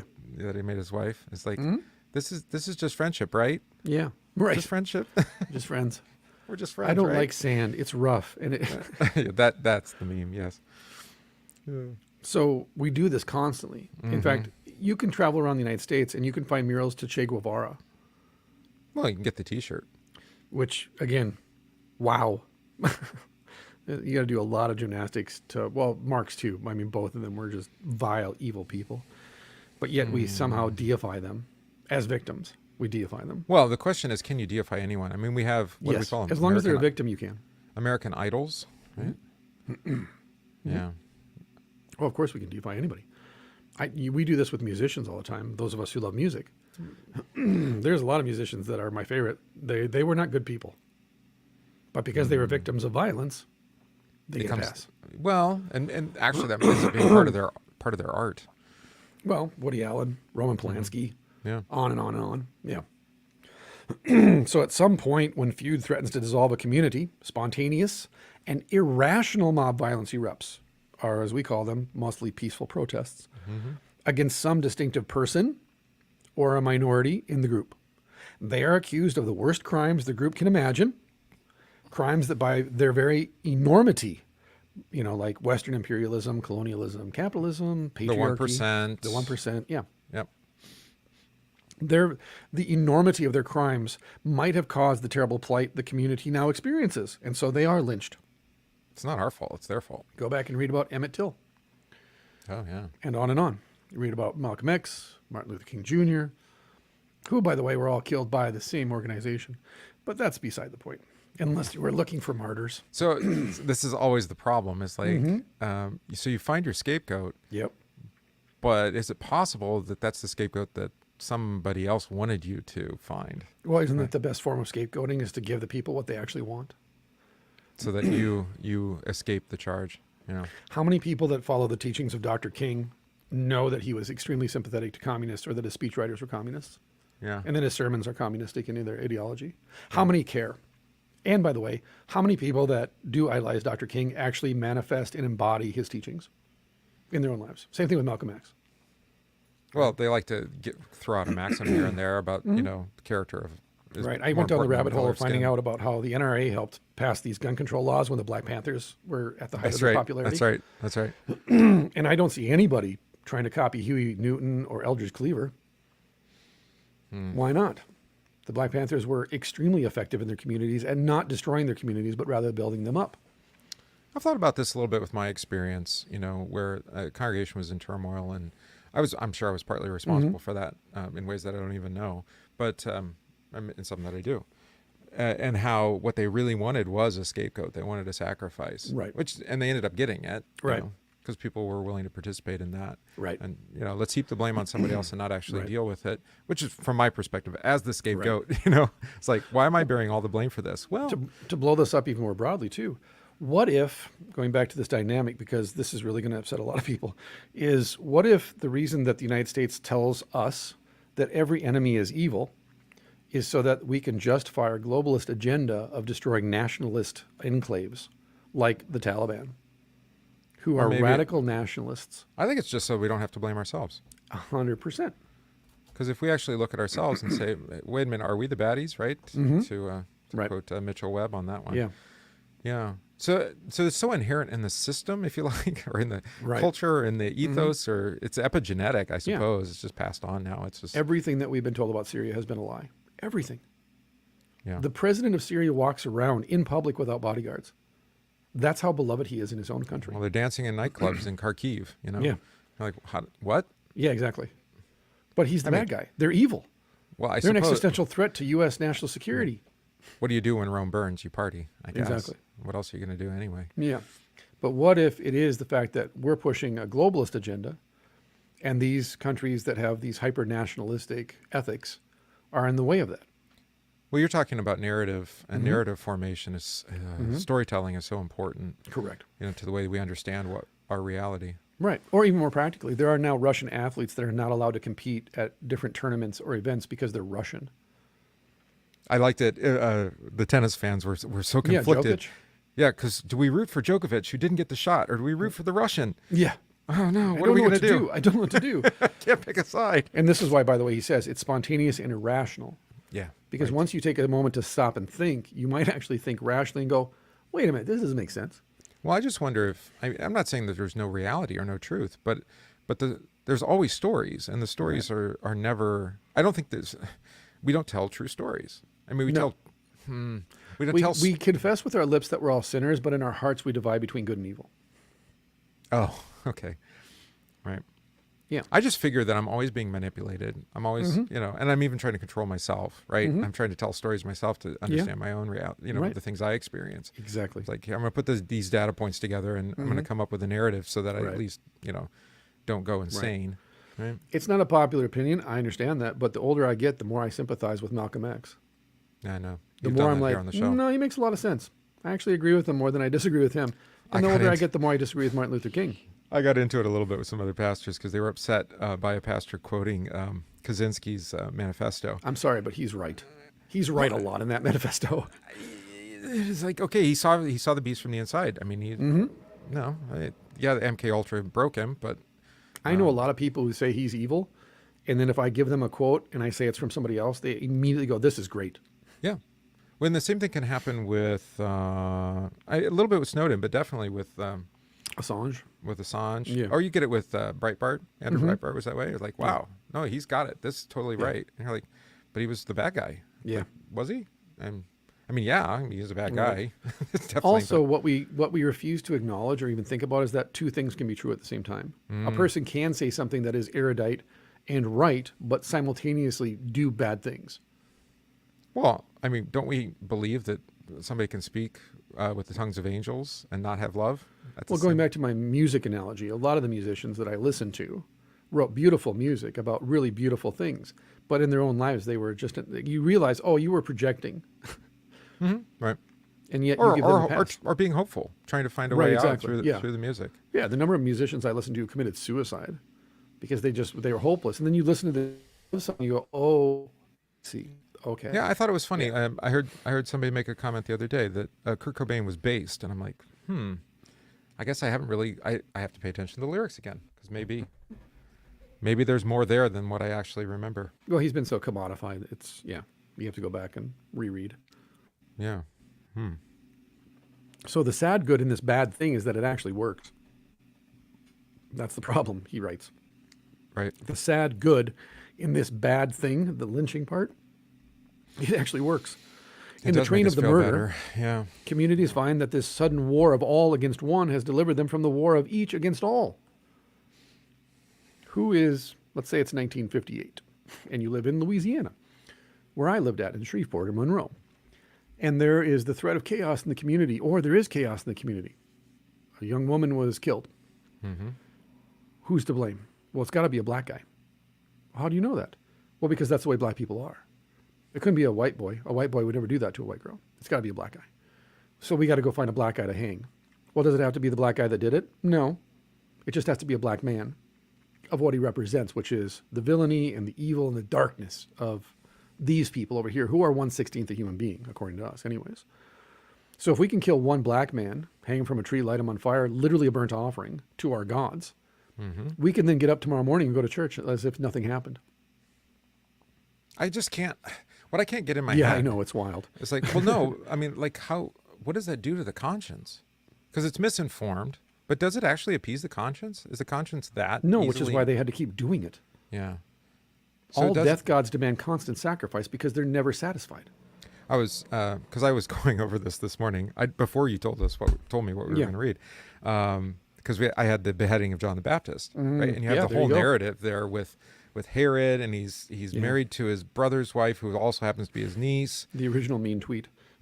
It's like, and yeah, the original mean tweet, and then they're demanding this, and Salome's dancing, Yeah. probably not appropriately for Yeah. her father, who's also her great uncle. She stripped naked. Yeah. Yeah, and well, I think the art is probably right on that one. Yeah. So I mean, it's totally messy, and they think that if we sacrifice him and make him a sacrificial meal, they even put his head on a platter. Yeah. So you have the whole meal thing, and the feeding the 5,000 comes Yeah. right after that in Matthew, Yeah. which is kind of, wait a minute, what are you doing here, Matthew? It's like, Right. Yeah. but it I doesn't. I can commit incest if I kill this guy. Well, but look at what happens to the Herodians, right? Yeah. I mean, I talk about bloodlust. Phew. I mean, it's Yeah, lust we just and read blood. that in chapel yesterday. Because you see it with Archelaus and Acts, Yeah. it's still there, Yeah. and it's like, ooh. After Jesus heals the paralytic, the Herodians join in with the Pharisees, and the Herodians are like, "You Pharisees, you guys are wimps. Well, what I didn't we know need to do is murder this guy." one of Herod the Great's wives was of a priest. Oh, was a priest. Her father was a priest. So Josephus talks about it. Yeah. It's like, oh, so they were connected to the priestly class. Okay. Right. Yeah. And by the way, if it wasn't a black guy in 1958, 59, it'd be a Mexican guy. If it wasn't a Mexican guy, it'd be a white guy. If it wasn't it'd be an Irish guy, an Italian guy, a German guy. So it are doesn't you, matter. You going to try to tell me the Orange Man is a sacrificial victim? Yeah, absolutely. Of course he is. Yeah. When you do a drive-by shooting of the Constitution, as Dave Smith says, So, but wait a minute, a sacrificial victim for what? What for the cult. Who are we trying to appease, and what's the God, and how is this actually going to make anything different? Well, we would or have to better? go up to the temple and ask the priests. Oh, That's where's why. that? That's why Congress is designed to look like a Roman temple, A holy city, you a mean? holy city. That's why there's an altar. And there's there's actually multiple altars Yes, there are. and statuary Yes, there are. and museums. One. So, and Libraries. this goes to the point. Then the sacrifice of one person as a scapegoat discharges the pending acts of retribution. So, whoever the scapegoat is, what is the retribution, and who is it coming from? Well, as Girard says, it's again, to restore order. That's number one. And number two is purity. Order and purity are preeminent for any group, any society, that there must be order and there must be purity because we're good. And again, we're engaged in this mimetic activity of repeating the original actions that led to purity and order in the first place. So if you're willing to sacrifice one, Yep. doesn't it then, I mean, if history is example, mimetically, aren't we just going to keep sacrificing people in the same way? Yeah, And it will actually have to increase because it becomes less and less satisfactory? correct. Okay. We need 500 million people on this planet because there's too many people. Well, how are you going to kill billions of people? Well, we'll get them to do it for us. Mm-hmm. That's impossible. Watch me. Hold my beer. Yeah, talk to Mao about that. It wasn't Exactly. that hard. Just Yeah. raise up his little, what do they call Right. it? Those little I books. just said and this to the somebody kids? earlier this week. He was complaining like, they have to know that we're not buying this. I said, yeah, they do. That's why they're indoctrinating our children. Mm-hmm. Our children are the ones who are going to kill us. Go look at the Maoist revolution. It was the There was- children who killed their own parents. There was a TikTok video I saw where I don't have an account, but it was linked, and the child was being told by the teacher in the video to ghost their parents, basically. Yeah, It's like, just don't talk to your parents Right. anymore. yeah. It was like, wait a minute. So the teachers are teaching the kids to just not talk to their parents? And by the way, to that point, go look up the legal definition of grooming, and that's literally the legal definition of grooming. Don't talk to them, talk to me. Mm-hmm. Yeah. It literally is to essentially, the grooming of children by definition is to separate children from their parents and to teach them something in private without their parents' knowledge. I think we have That to then think leads of to it sexual exploitation. bigger than just sexual exploitation, though. 'Cause I Well, think- again, the argument that corporate media is making is, well, most of them are actually sold into slavery for labor. That's not better. Just because you want to justify the fact that your phone costs $500 because a child made that in a factory in China doesn't make it better. It actually makes Not- it worse. Not to make that, I think that's more significant, but even in a minor way, it's like, well, no, they're going to indoctrinate your children into slave labor, we call it taxation, but whatever, right? And as an indentured servant of the state. Of course it is. You're a debt slave. Because what is it now? What percentage of the population works for the federal government? Oh, I just saw the statistic the other day. It's enormous. The government is the largest employer in the United States. Correct. That's like 20-some%. Like or double. like, Yeah, it's enormous. Like- It's ridiculous. and like you're And going to yet, dismantle. can you honestly empirically say that your life is better? I don't know. Am I safer? Nobody wants to ask that question. Is your life better? Empirically better? Well, how would you Because know? Because you'd have to go back generations to actually see the difference. there we go. There we go. And we don't need to do that because that would introduce disorder and chaos. We had a whole congregation of people here who were satisfied, including the pastor. Pastor had a very small cash stipend each year. It was dollars, right? Yeah. I mean, obviously inflation, but still, it was like he lived most of the year without any cash. Yeah. I was like, what? How did they Right. do that? Right. And that can't be possible. That can't be satisfactory. And how did he get where did he get Yeah. his iPod from? Yeah. Or iPad or whatever? Like, well, he We got to didn't pay have him one. less. Yeah. Oh, and by the way, to your point then, when you don't believe that Jesus' sacrifice is enough, you sacrifice the next best thing, which is your preacher. No, it's true. That's why they kill all the prophets too. Yes, I know. I've been on the receiving side. I know how it goes. Yes. And so he says, right, the sacrifice of one person as a scapegoat discharges the pending acts of retribution. For a It time. clears the air. Mm-hmm. Yeah, until the next outbreak of chaos and disunity and impurity. Yep. The sudden peace confirms the desperate charges that the victim had been behind the crisis to begin with. If the scapegoat's death is the solution, Lee Harvey Oswald, the scapegoat must have been the cause. Peace. The death Yep. has such reconciling effect that it seems the victim must possess supernatural power. The gods are happy. This is why they give them 3 names. All these assassins are given 3 names. It's actually an avatar. It's a mantra. It's a spell. Oh, it's like an unholy trinity thing. Yeah. So Oh. the victim becomes a criminal, a god, or both, memorialized in myth. You're Hitler. Well, Mao and Pol Pot were worse. You're Hitler. This is 2016, so this is before everything else that we've been doing. Almost. Yeah, it was right when everything was kicking off. Yeah. Well, it was clear then, too. Yeah. Because we had So gone through 9/11. Yeah, Right. we'd seen. Yeah. The victim becomes a criminal, Mm-hmm. then a god. Right? This is the cult of state, the cult of the national cult, right? And again, if you look at Hitler, he was really good at this. At Nuremberg, you have, what was 13 or whatever, the soldiers that were killed, that he then mythologized and elevated to the level Oh, yeah. of hero. I bet you, Again, creating a new myth. did you know there's church that the Nazis built in Strasbourg, France, Yes. which was German at the time, and it had the 13 gates around the fake altar. Right. I was like, what, 13? And he's like, no, they had the 13 regiments, and they were the Yes. martyr saints, There and we the go, whole. yeah. I was like, whoa. Instead of 12, of course, 13. Right. Yeah. How do you get children to fight for a war that they have no, vested interest in? Well, because they were raised to believe in this myth. Yeah, you had to have a. This is the perpetuating hero. myth. This is the mimetic theory put into actual practice. Mm-hmm. So rituals of sacrifice originated in this way as tools to fend so wait a off. minute, wait a minute. So we go and fight multiple wars overseas because of 3,500 people who died Yeah, in 2000. killing millions, including And our, we our went own, and killed millions as a result. and sacrificed our own sons and daughters. Right. Yes. And then in the end went, we're done, we're leaving. And then we left people, again, go watch The Covenant by Guy Ritchie with Jake Gyllenhaal. Oh, yeah, It's you one told of me the to only do war that. movies that actually covers this, and it probably will never be done again because it was done on a super low budget because no one wanted to do the movie. Well, that may be the only films worth watching here moving forward. Right. But the movie is that they leave Afghanistan and all the interpreters that were told you're going to get visas, don't worry about it. We just left them there to die with their families. And they So either this was recent then. yeah, he just made this movie this past year. Oh, okay. Yeah. Again, very small. Didn't couple Guy thousand Ritchie get theaters. canceled because of the whole connection to Madonna or something? Probably, I don't know. Okay. He made The Gentleman and all is forgiven.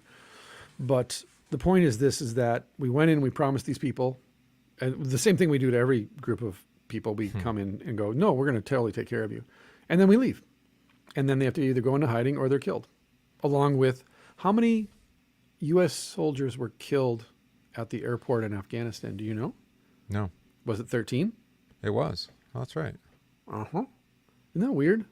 And they knew Again, about I'm not it. trying to be a conspiracy theorist. I just think it's weird that the number 13 keeps coming up over and over and over again throughout Well, history when it comes if you're to this gonna, stuff. I mean, if you're gonna suggest, as Girard does, and the author here does too, that these scapegoating sacrifices are ritualistic, Yeah. then of course you're going to adopt numerology Yeah, of course you are. It's the revelation of the method.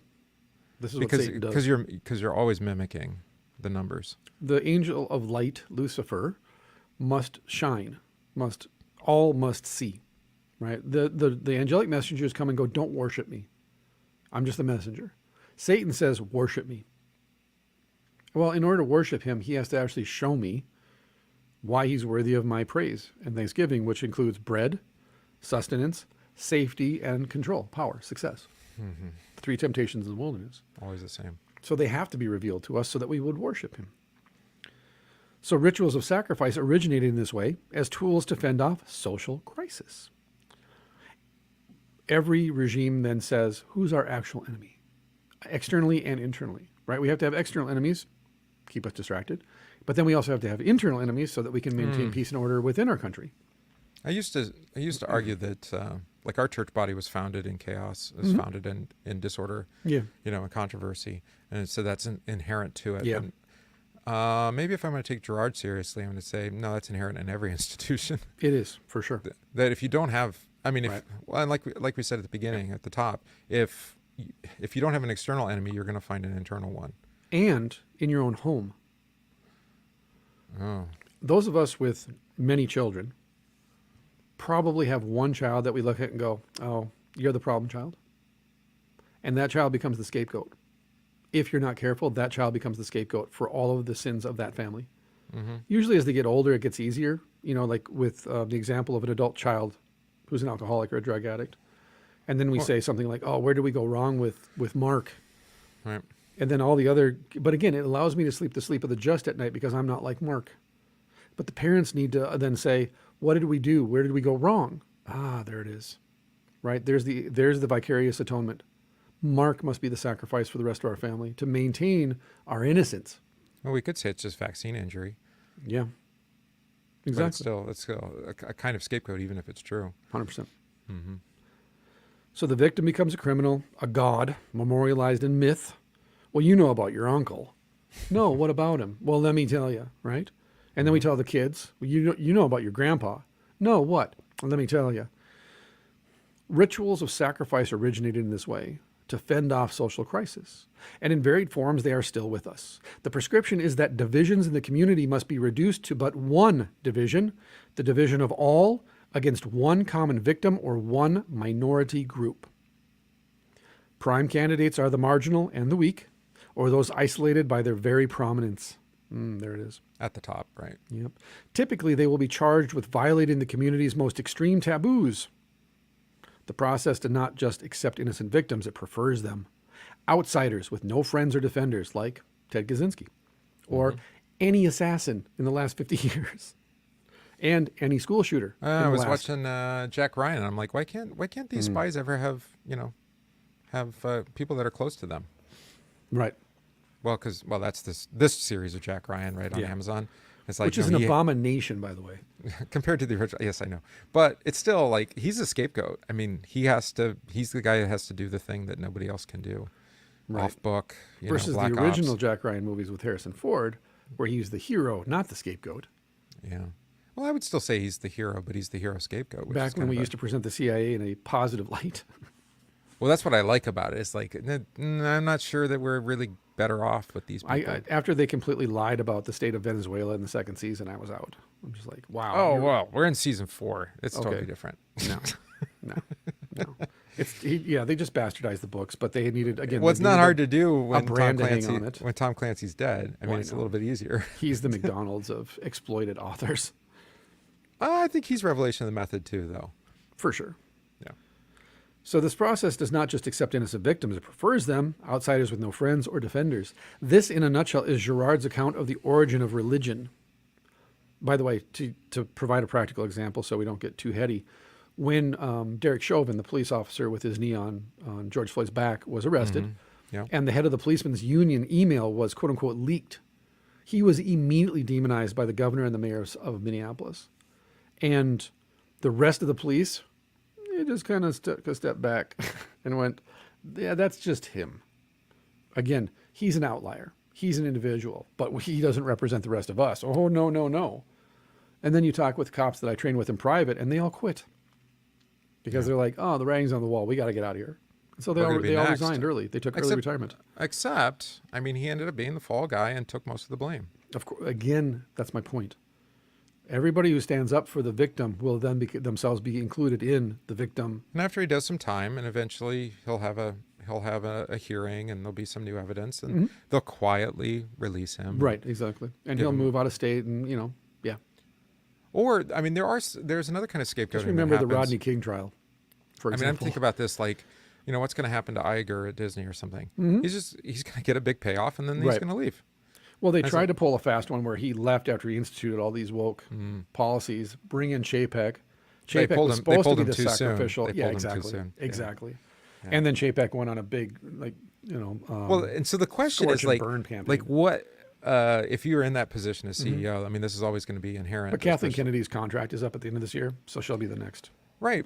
But the point is, like, what would you be willing to be paid in order to have your entire reputation defamed? Yeah. But you can go live a life of luxury for the rest of your life. For billions? I'll do it.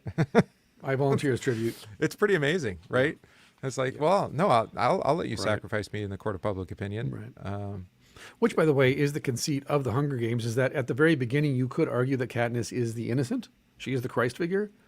But when she starts the games, she immediately is no longer the Christ figure. She is actually now part of the game, which means, therefore, she is no longer the innocent. No, she's definitely the predator there. And by the end, she becomes the very thing she hates. Well, Again, like we said, every revolution ends with you becoming the thing that you hate. That's why I'm optimistic about Napoleon, with Ridley Scott doing it. Yeah. Is that because we've had so many, like, Napoleon's a demonized person. Okay, well, yeah, rightly so.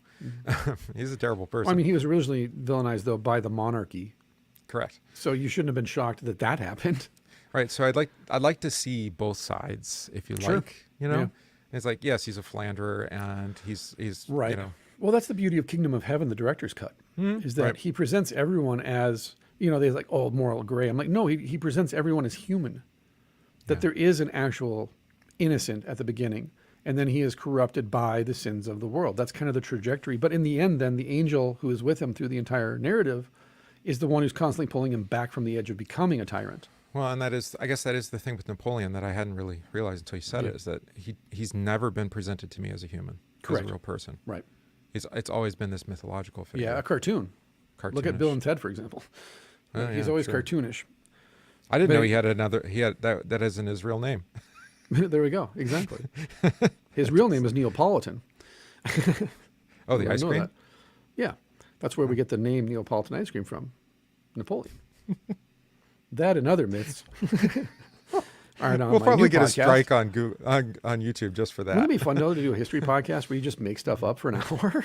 Oh, you mean Wikipedia? Oh, Unequivocally, you just make stuff up and then leave it as if it's everything you're saying is true. the alternate history. Yeah, like Wikipedia. And so rituals of sacrifice originate in this way as a tool to fend off social crisis. And in varied forms, they're with us still. The prescription is that divisions in the community must be reduced to but one, the division of all against one common victim, one minority group.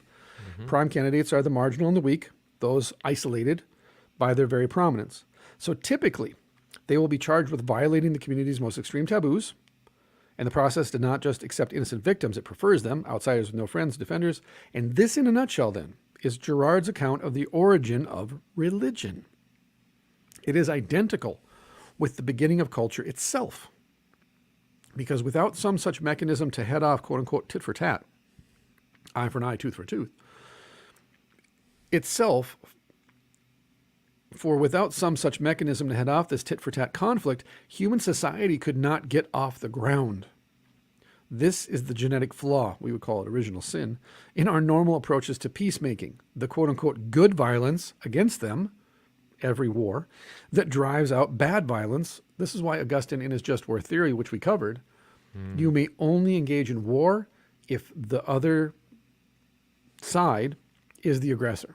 You cannot be aggressor. If you're the aggressor, if you're the invader, it's not just anymore. Well, then we had it. They might be an aggressor with weapons of mass destruction.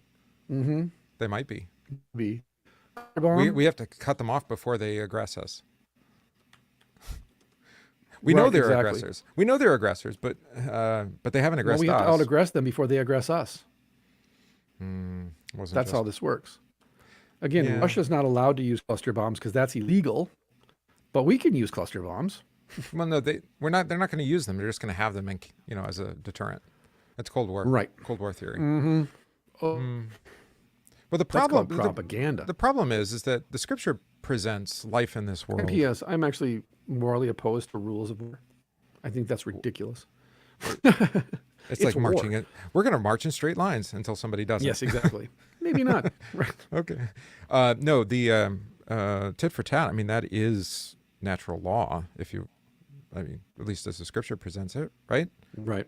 That's how it works, and even Leviticus endorses it. Exactly. So, but then we have these things like, oh, we're going to have leniency. We're going to show mercy. Back to Gladiator. It's like, but it's not real mercy, and it's not actual leniency. Exactly. There's Because it's transactional. It's performative.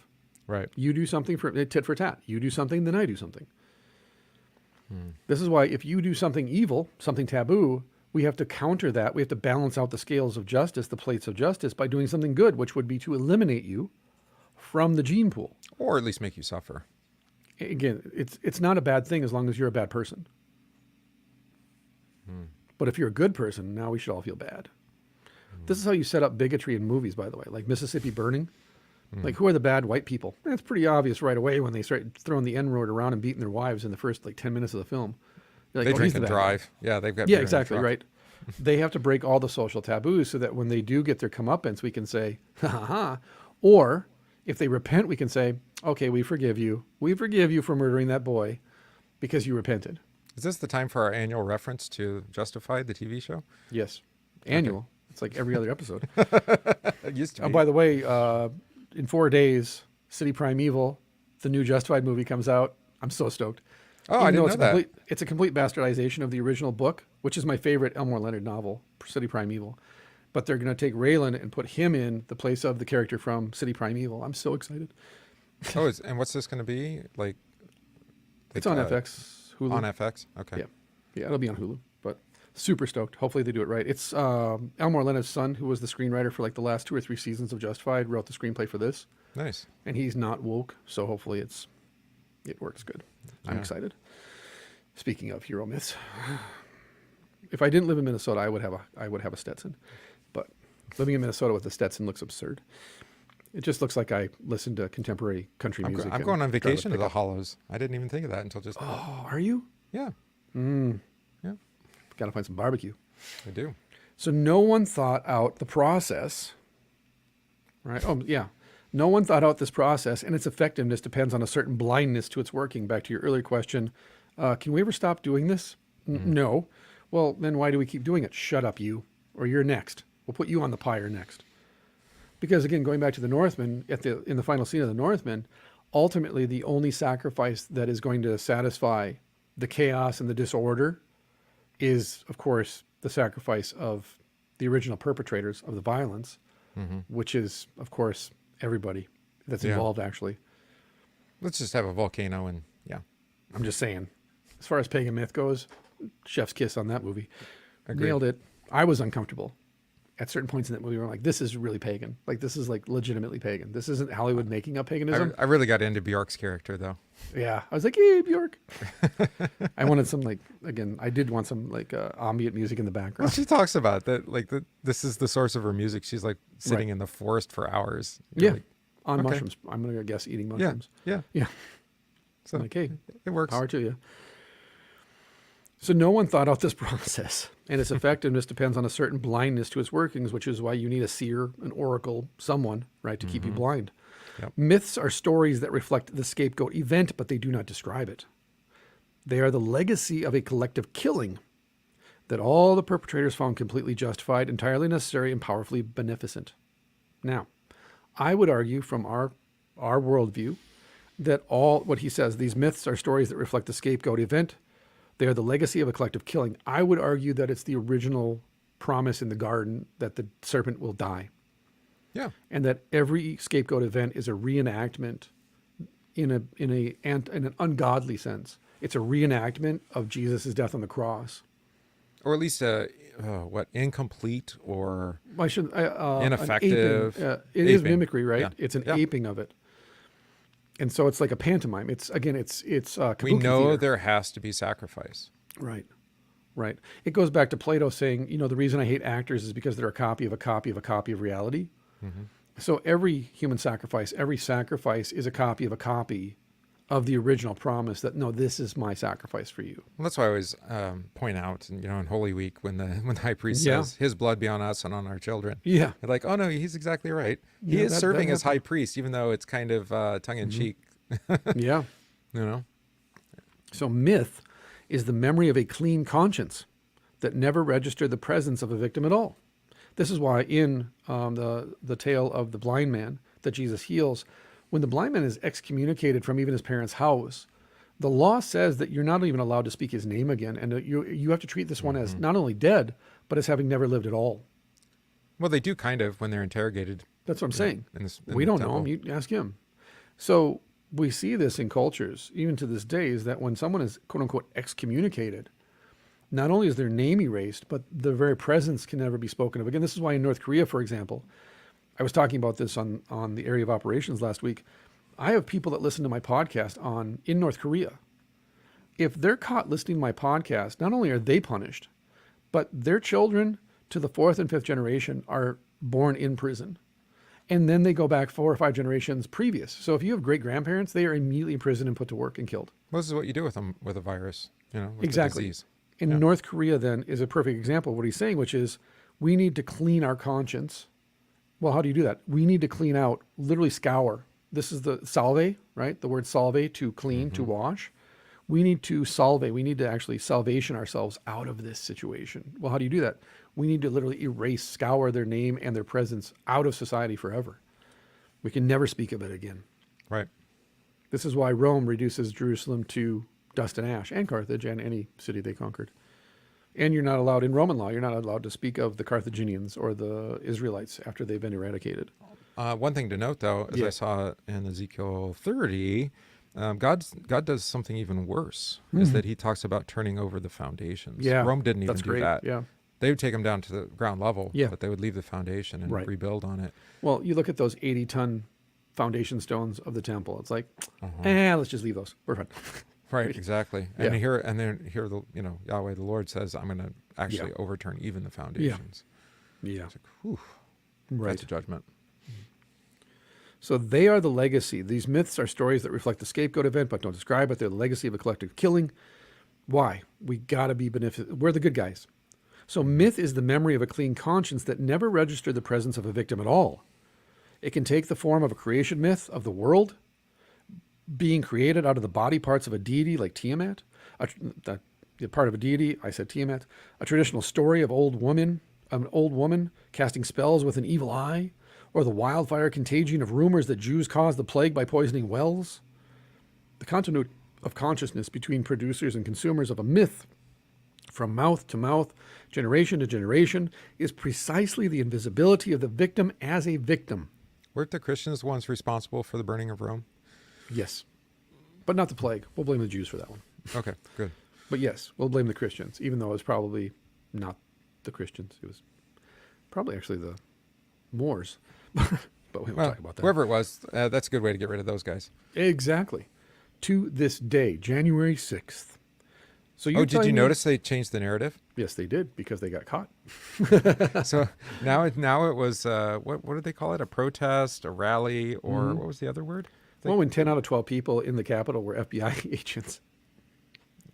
That's a pretty high statistic. I don't know if it's quite. You kind of got a reverse course on your narrative at that point. What is weird is that you had Ukrainians and Syrians there. Yeah. It's like, what are those guys doing there? Yeah. Just picking up tips. Okay. All right. So now the meat. How Christ's death undermines this whole pattern.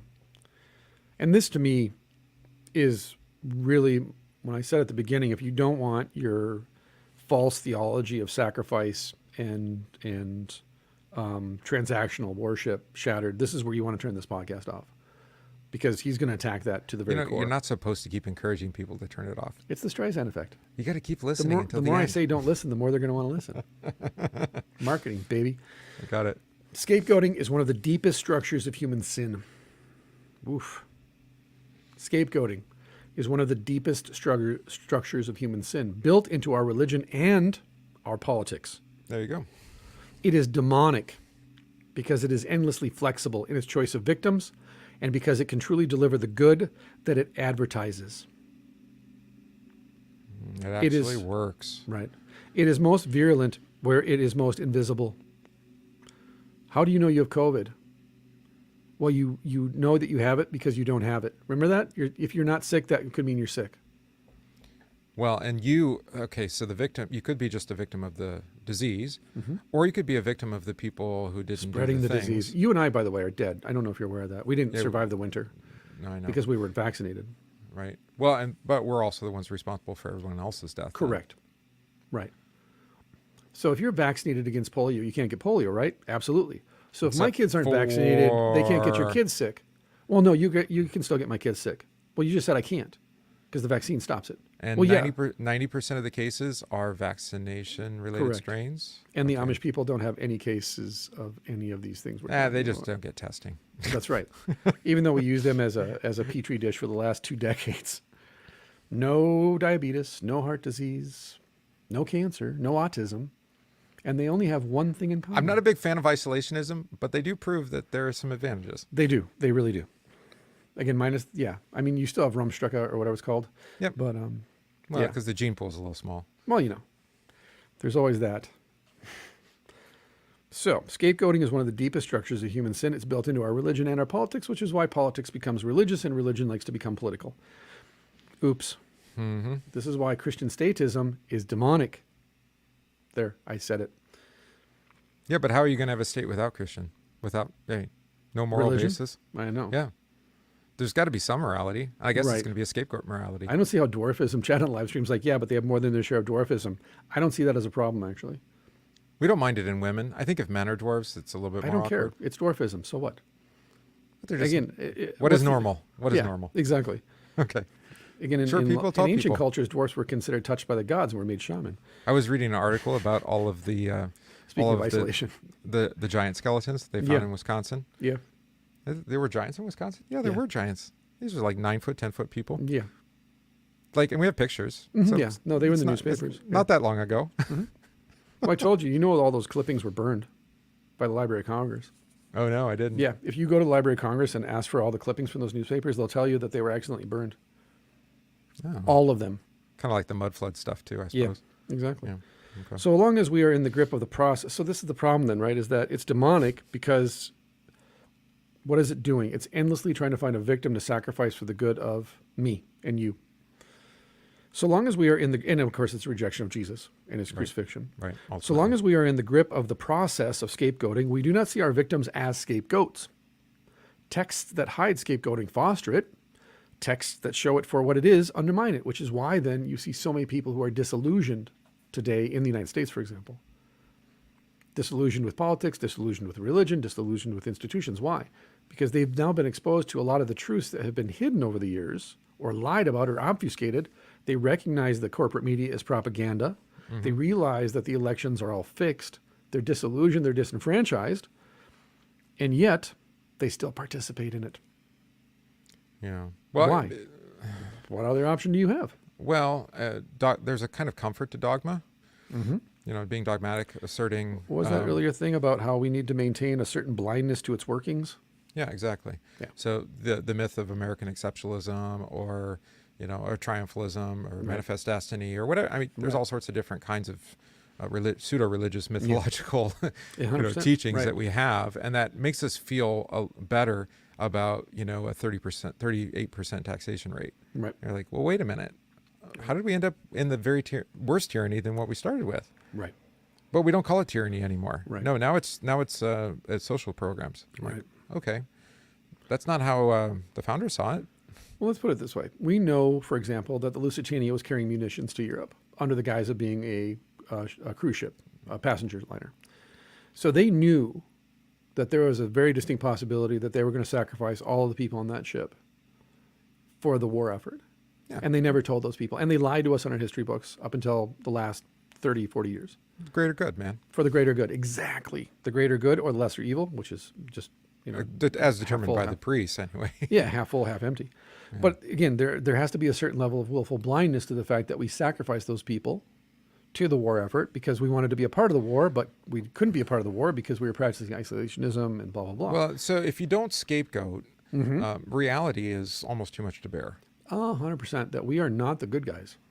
Well, it's not even just that. Or you and I are the good guys, but the people that claim to represent us and protect our democracy are, again, a part of a pathocracy of psychopaths. I don't even know what our democracy is, but we don't have one. That's my cynicism.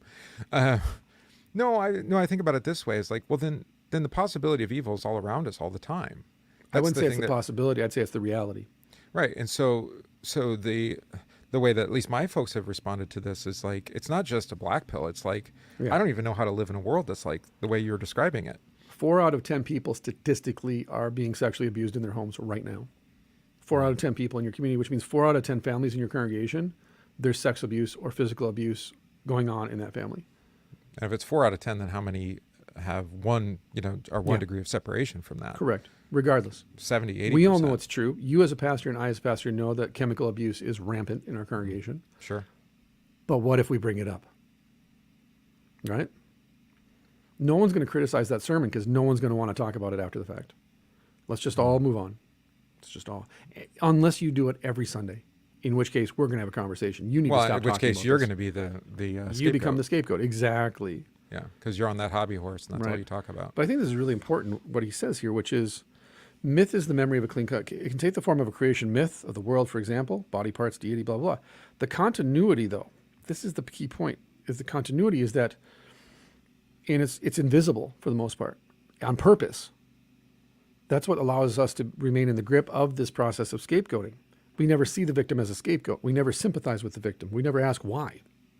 We got a little bit of that here with Kenosha and Kyle Rittenhouse, where people really kind of got behind him. And of course he was exonerated too. I mean, I'm not saying he was without fault. I mean, there's certainly, I don't know if I would have been there, but he was trying to defend his neighbor. So I appreciate that.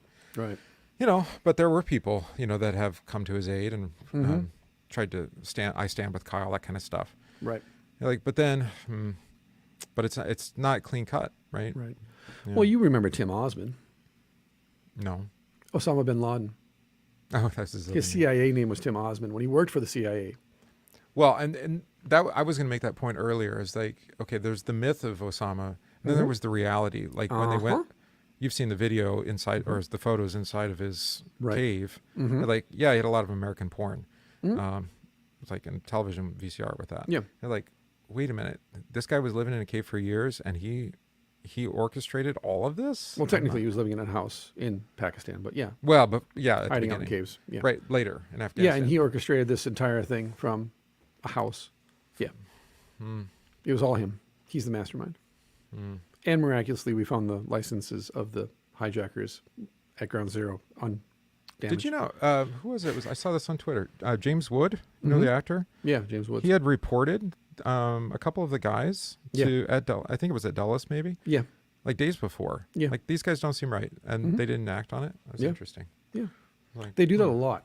Sacha Baron Cohen just posted about that recently too. Oh, I saw that. Yeah, They and were I don't doing trust that, him a at all. documentary. He's like, they realized right in the middle of this interview, these guys aren't joking. They're These are actually real. talking about actual human trafficking with us. Yeah, these are real. And then same thing. Here's the video, and the FBI's like, yeah, we don't have enough to go on. Well, I suppose we had that with a laptop in 2019. That too.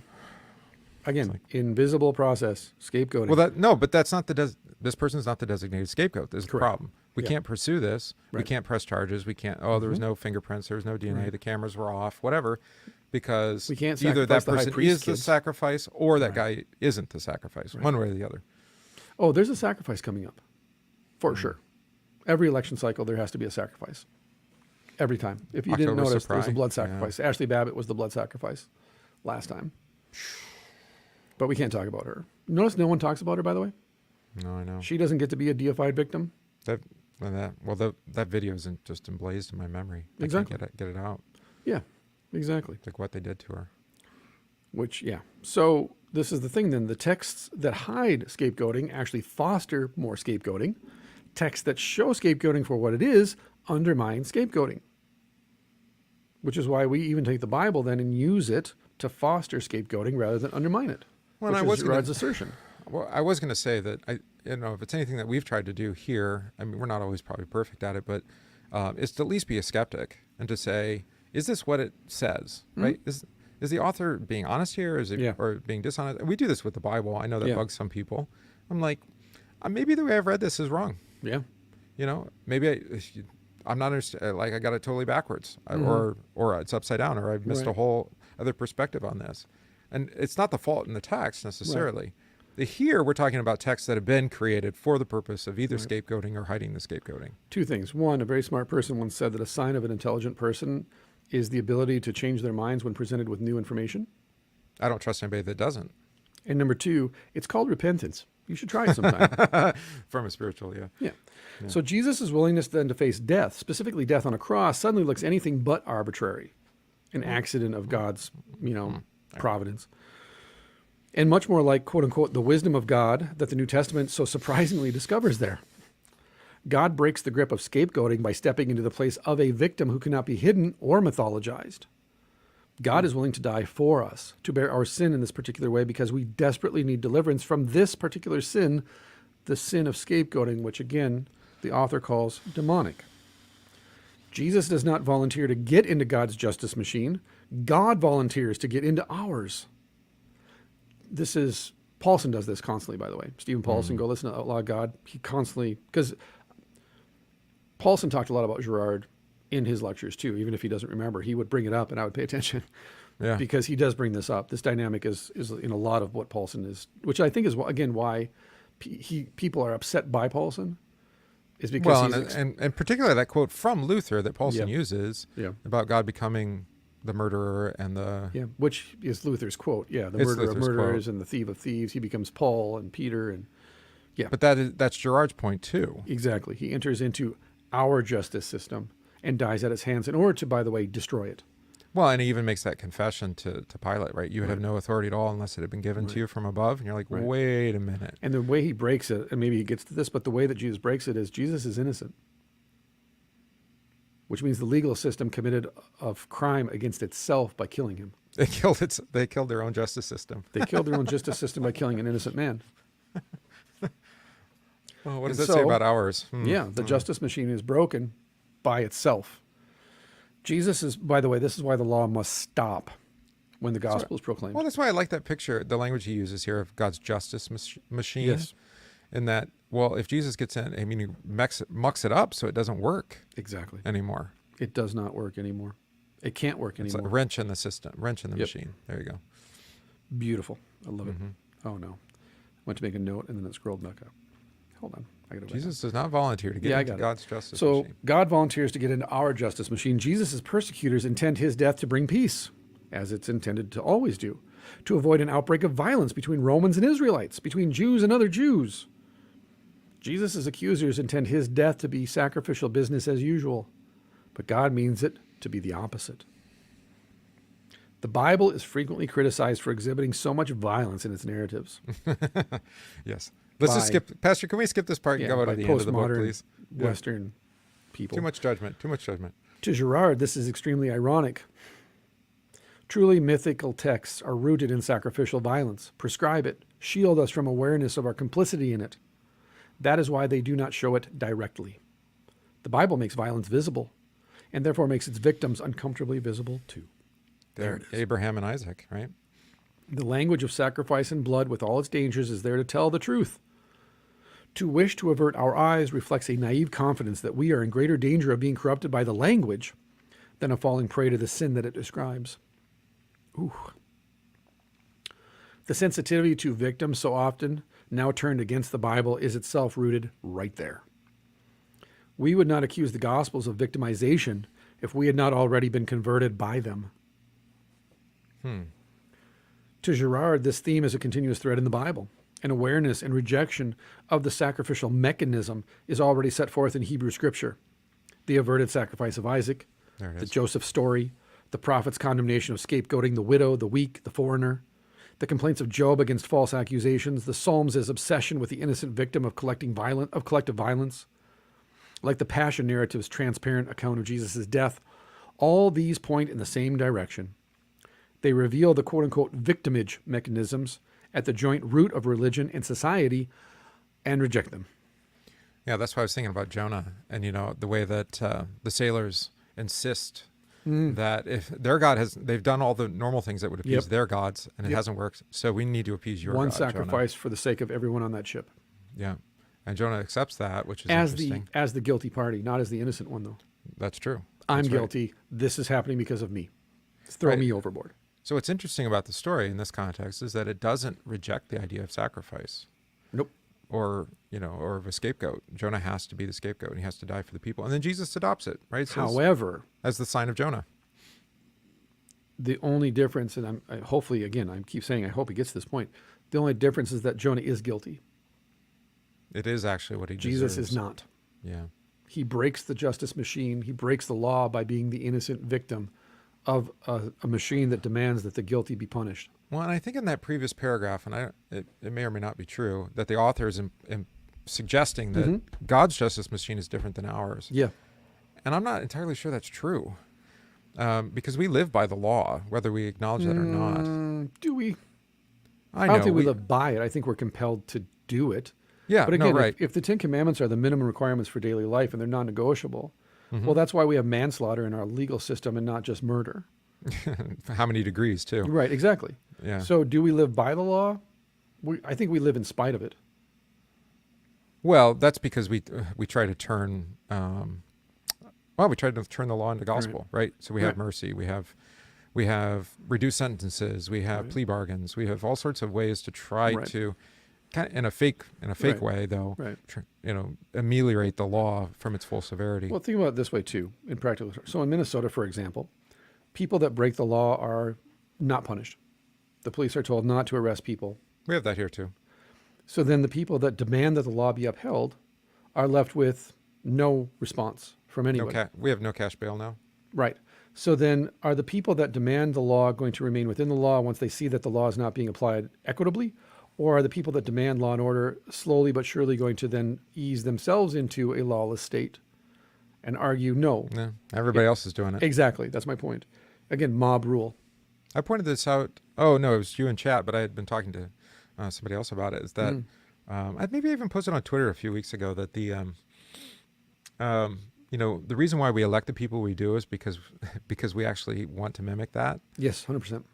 So we'll elect incompetent, corrupt, Yeah, puppets. immoral people because then we're not held to a standard. Because we know that inherently the people we elect represent us. And I can sleep, again, I keep saying this, we can sleep the sleep of the just at night knowing I'm not like that bumbling idiot. Thank God I'm not like those guys. Exactly. Yeah. Yep. Yeah. Which, again, as we noted in the previous page, this is the nature of scapegoating, is that it has to go this way and foster this process so that I'm not the scapegoat here. I'm not. So we would elect or select, it doesn't matter, somebody who's incompetent and unable to speak as a sacrificial victim. Correct. And he will be sacrificed. I guarantee it. Oh yeah. Yeah. Well, why not? This is why the media has been allowed to turn on him now. It's coming. Because And I would argue he knew it, but he was willing to at least I'll have the cachet. I don't think he had a choice. Well, there's that too. Again, Bought and Newsom's sold. the heir apparent. He's now been anointed. Everyone's turned their attention. They're like, well, that's why he did what he did yesterday with that bill. Well, I mean, never mind the what is it? He's a Secret great Service. actor, by the way. Who? That's what scares me the most. Newsom he's a Oh, great actor. phenomenal. At least as good as Justin Trudeau. Maybe better. Maybe better, actually. Yeah. Yeah.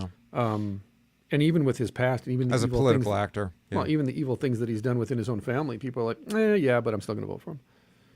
It's like, what is redeeming That's about a him? kind of almost demonic charisma, right? Yeah. No, it's exactly demonic charisma. Yeah. And so to Girard, then, these themes of violence and scapegoating, right, they're throughout the Bible. And so they don't try and hide us from these things. They actually go like, no, this Let's is just but we're going to skip these texts, right? Right. I mean, Abraham and Isaac again. Yeah. I don't understand that one. Let's go to a different one. So the workings of mythical sacrifice require that in human society generally, quote, they know not what they do, unquote. But in the Gospels, the process is laid out in stark clarity. Jesus says these very words from the cross. The scapegoat is revealed as a scapegoat. Luke's centurion confesses at the moment of Jesus' death, surely this man was innocent. And now you know why he says that. This is Revelation of the method. Yeah. the centurion reveals to the audience, the hearer, the reason that Jesus died for the sin of the world, the reason that the law no longer applies to those who are in Christ is because he was innocent. And then, Just for the therefore, that unjust. innocence is passed on to us. This is the imputation part of this. Innocence is imputed to us along with purity, along with godliness. Why? Because of us? No. Because we're a part of that old justice machine. We're a part of it. But instead, Jesus broke the justice machine. And so we're sitting there day after day tinkering with it, trying to fix the motor to get it going again. And Jesus is just standing behind us going, how's that going for you? And you're like, I think I got it. I made this claim. The sermon on Wednesday is saying that the Church of God is governed by the forgiveness of sins and not by the law. And you know, this is like breaking people's mind. Right. It's like, you can't say that, Pastor, because people are going to live immoral, unjust lives. And you're like, well, they do. And Right, exactly. you've made better and more rules for them, and they're still living moral and just lives. That moral and just stuff you're talking about, that's actually the machine that we just heard described. That's the Right. justice machine. Right, It's and that broken. God actually gives it, increases it, and gives it more. Right. Gives Right, it exactly. gives it an extra generator Yep. so it Yeah. can keep running. Yeah. To bring all things captive to sin. And Right. then he comes along and says, no, actually the light burden, the yoke that you wear is forgiveness of sins. Right. So just forgive one another. And you're like, Yep. that's not going to work. Right. It's like, no, it's not going to work. Not according to your scheme. No. Watched a short video this morning, a 10,000 horsepower car. It had a literal jet engine. The car would was have a jet to. engine with a Yeah, it would chassis, have a to. car chassis, all right? And so trying to get that car to the finish line, he's riding the brake because there's so much power that it's just jerk. It's not really steerable. And then when they give him the green light, he goes from 0 to 60, and where did he go? Like, it's right, it just explodes because it's a rocket engine. That's what God does. You're like, I got to fix my bike chain. He's like, no, do this. But I'm going to crash and die. Yeah, for sure. yeah. We're just Ludicrous going to speed it up. Yeah, Right. we're gonna speed it up. You'd crash and die if you had a bike chain, but let's just speed this thing up. So when Girard comes to the Gospels, and this is key actually then to understanding Girard's conversion. When Girard comes to the Gospels after his work on violence and the sacred in anthropology, he found in the Gospels all the classic elements of his sacrificial theory. All that he had come to expect in myths, the crowd coalescing against the individual, antagonists like Herod and Pilate making common cause, accusations of the greatest crimes and impurities. But then he was startled to recognize that the reality of what was happening was explicit, not hidden. No mystery cult, no secret society. This time the story was not told in the terms of the mob, but from the point of view of the victim. who is unmistakably visible as unjustly accused and wrongly killed. No secret sacrifice. Nope. The scapegoating process is stripped of its sacred mystery, which, by the way, in the Gospels is recorded that they brought him in at night. They put him on trial at night in private. They brought in witnesses to lie about him that they found out in the streets. Everything other than his actual crucifixion is done entirely in private. They arrest him in the garden, in the dark, when there's nobody around. They want to keep it hidden. They want to keep it hidden, exactly. Which Girard would then say, okay, well, then they're going to kill him in the Praetorium probably, right? Because they can't let, he's a great teacher. People are following him. We can't let people know that we killed him. Well, there are rules. Again, exactly. The justice machine has rules, man. So the scapegoating process is stripped of its sacred mystery. And the collective, by the way, this is the same thing with the Lord's Supper. Well, I was thinking of the presentation. No private masses for this very reason, actually. Yep. It's not done in secret. I was thinking of the presentation of the sacrifice of Aslan in Lion, Witch, and Wardrobe. Well, I'm going to be speaking on that in October at 1517. Oh, there you go. That's my text, is the stone altar. And it's broken. And it's broken. So maybe I'll just steal Girard. I think you might. So the collective persecution and abandonment are painfully illustrated, so that no one, including the disciples, the proto-Christians, can honestly say afterwards that they resisted the sacrificial tide. They were swept up in it too. Some might argue they were paddling along. We didn't even know what we were doing. That's right. So seen from this perspective, Christ's somewhat enigmatic actions make complete sense. To resist victimization by means of counter-violence would simply stoke the proliferation of violence sacrifice seeks to contain, and intensify the search for more and better victims. On the other hand, to submit passively to the sacrificial mechanism would do nothing to change it. Rather, that would only smooth the way for future victims and condemn them to invisibility. Such is the dilemma posed by this malignant wisdom we seem doomed to serve out, whichever way we turn. Humanity is caught in this bondage, caught without even being able to name it directly. I'll give you an example.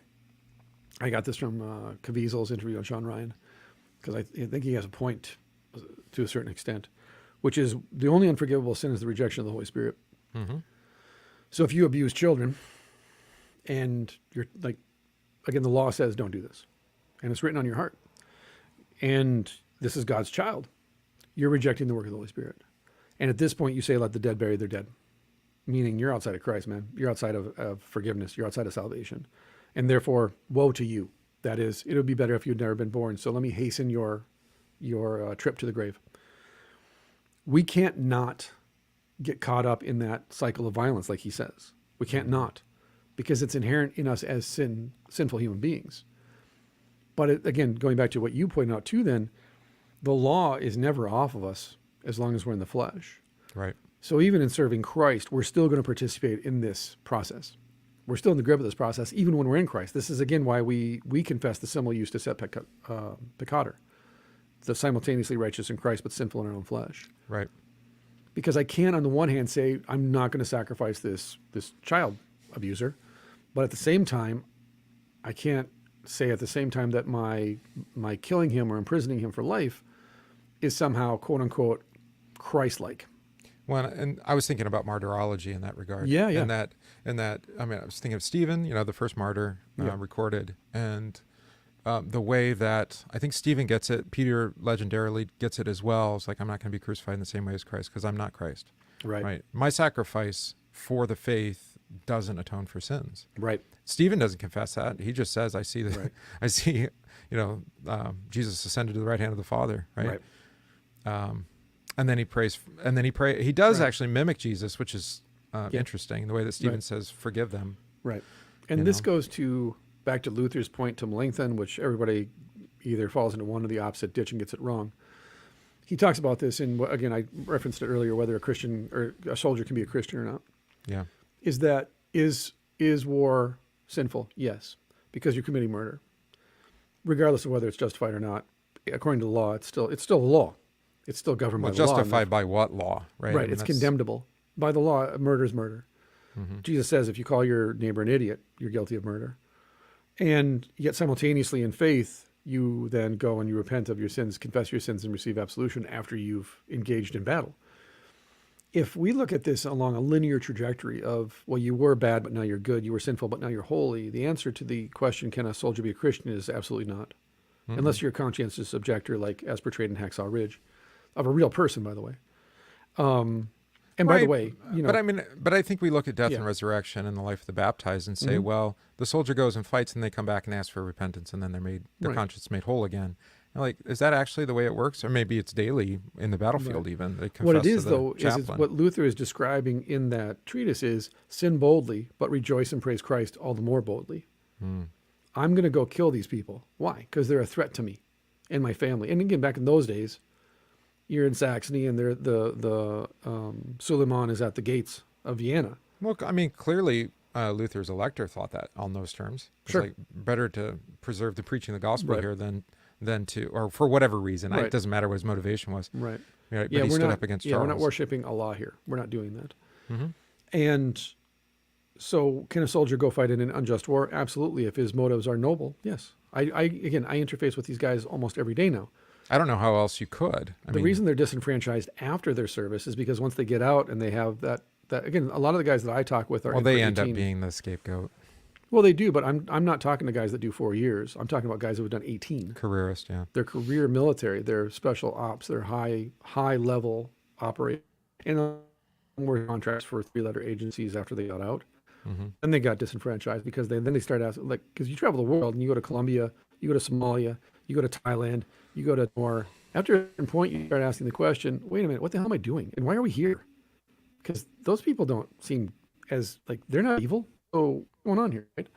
Yeah. And now you become disenfranchised. And then you take a step back and you detach from that after you retire and you go, well, wait a minute. There's more to this than I thought. It's not just And- a midlife crisis. No, it's an existential crisis. Yeah. Is what did I do? And was I a part of this machinery that I now go, well, wait a minute, were we the good guys? Were we moral? Did what we do? Did it help anybody? And the answer to all those questions is there's no end to the law outside of Christ. Correct. And therefore, you need absolution. You need to hear Jesus died for your sins and you are forgiven. All of them, all of them. Can I talk about them if you want, but you don't need to. And it was a very powerful interview. I can't remember where I heard it. It was a prison guard who converted, and he kept working as a prison guard for a while. Yeah. This was in Texas. But after a few years, I mean, his conscience finally was to the point where Yeah. I can't participate in these things Yeah. anymore. Yeah. Because I want to forgive, and I'm living, I can't live by No. forgiveness You're here in in the the belly prison. of the beast. Yeah. Yeah. Yeah. And, and it was powerful because Yeah. I could see, amendment of life is not something that can be commanded. Right. Right. Yep. It comes. It's the work of the Holy Spirit. It Right. comes by the work of forgiveness, the Holy Spirit working through that word Right. of gospel. Right. Yeah. Yeah.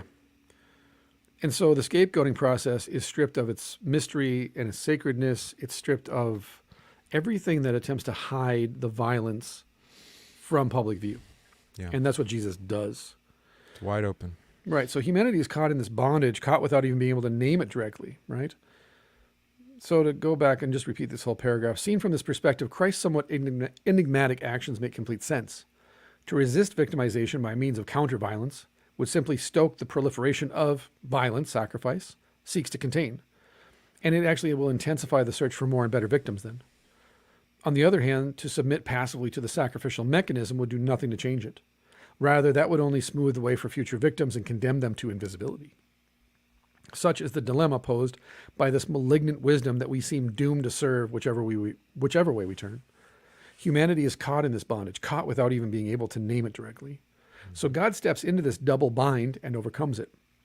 No ordinary victim can change this process, can uncover what is obscured in the constant practice of scapegoating.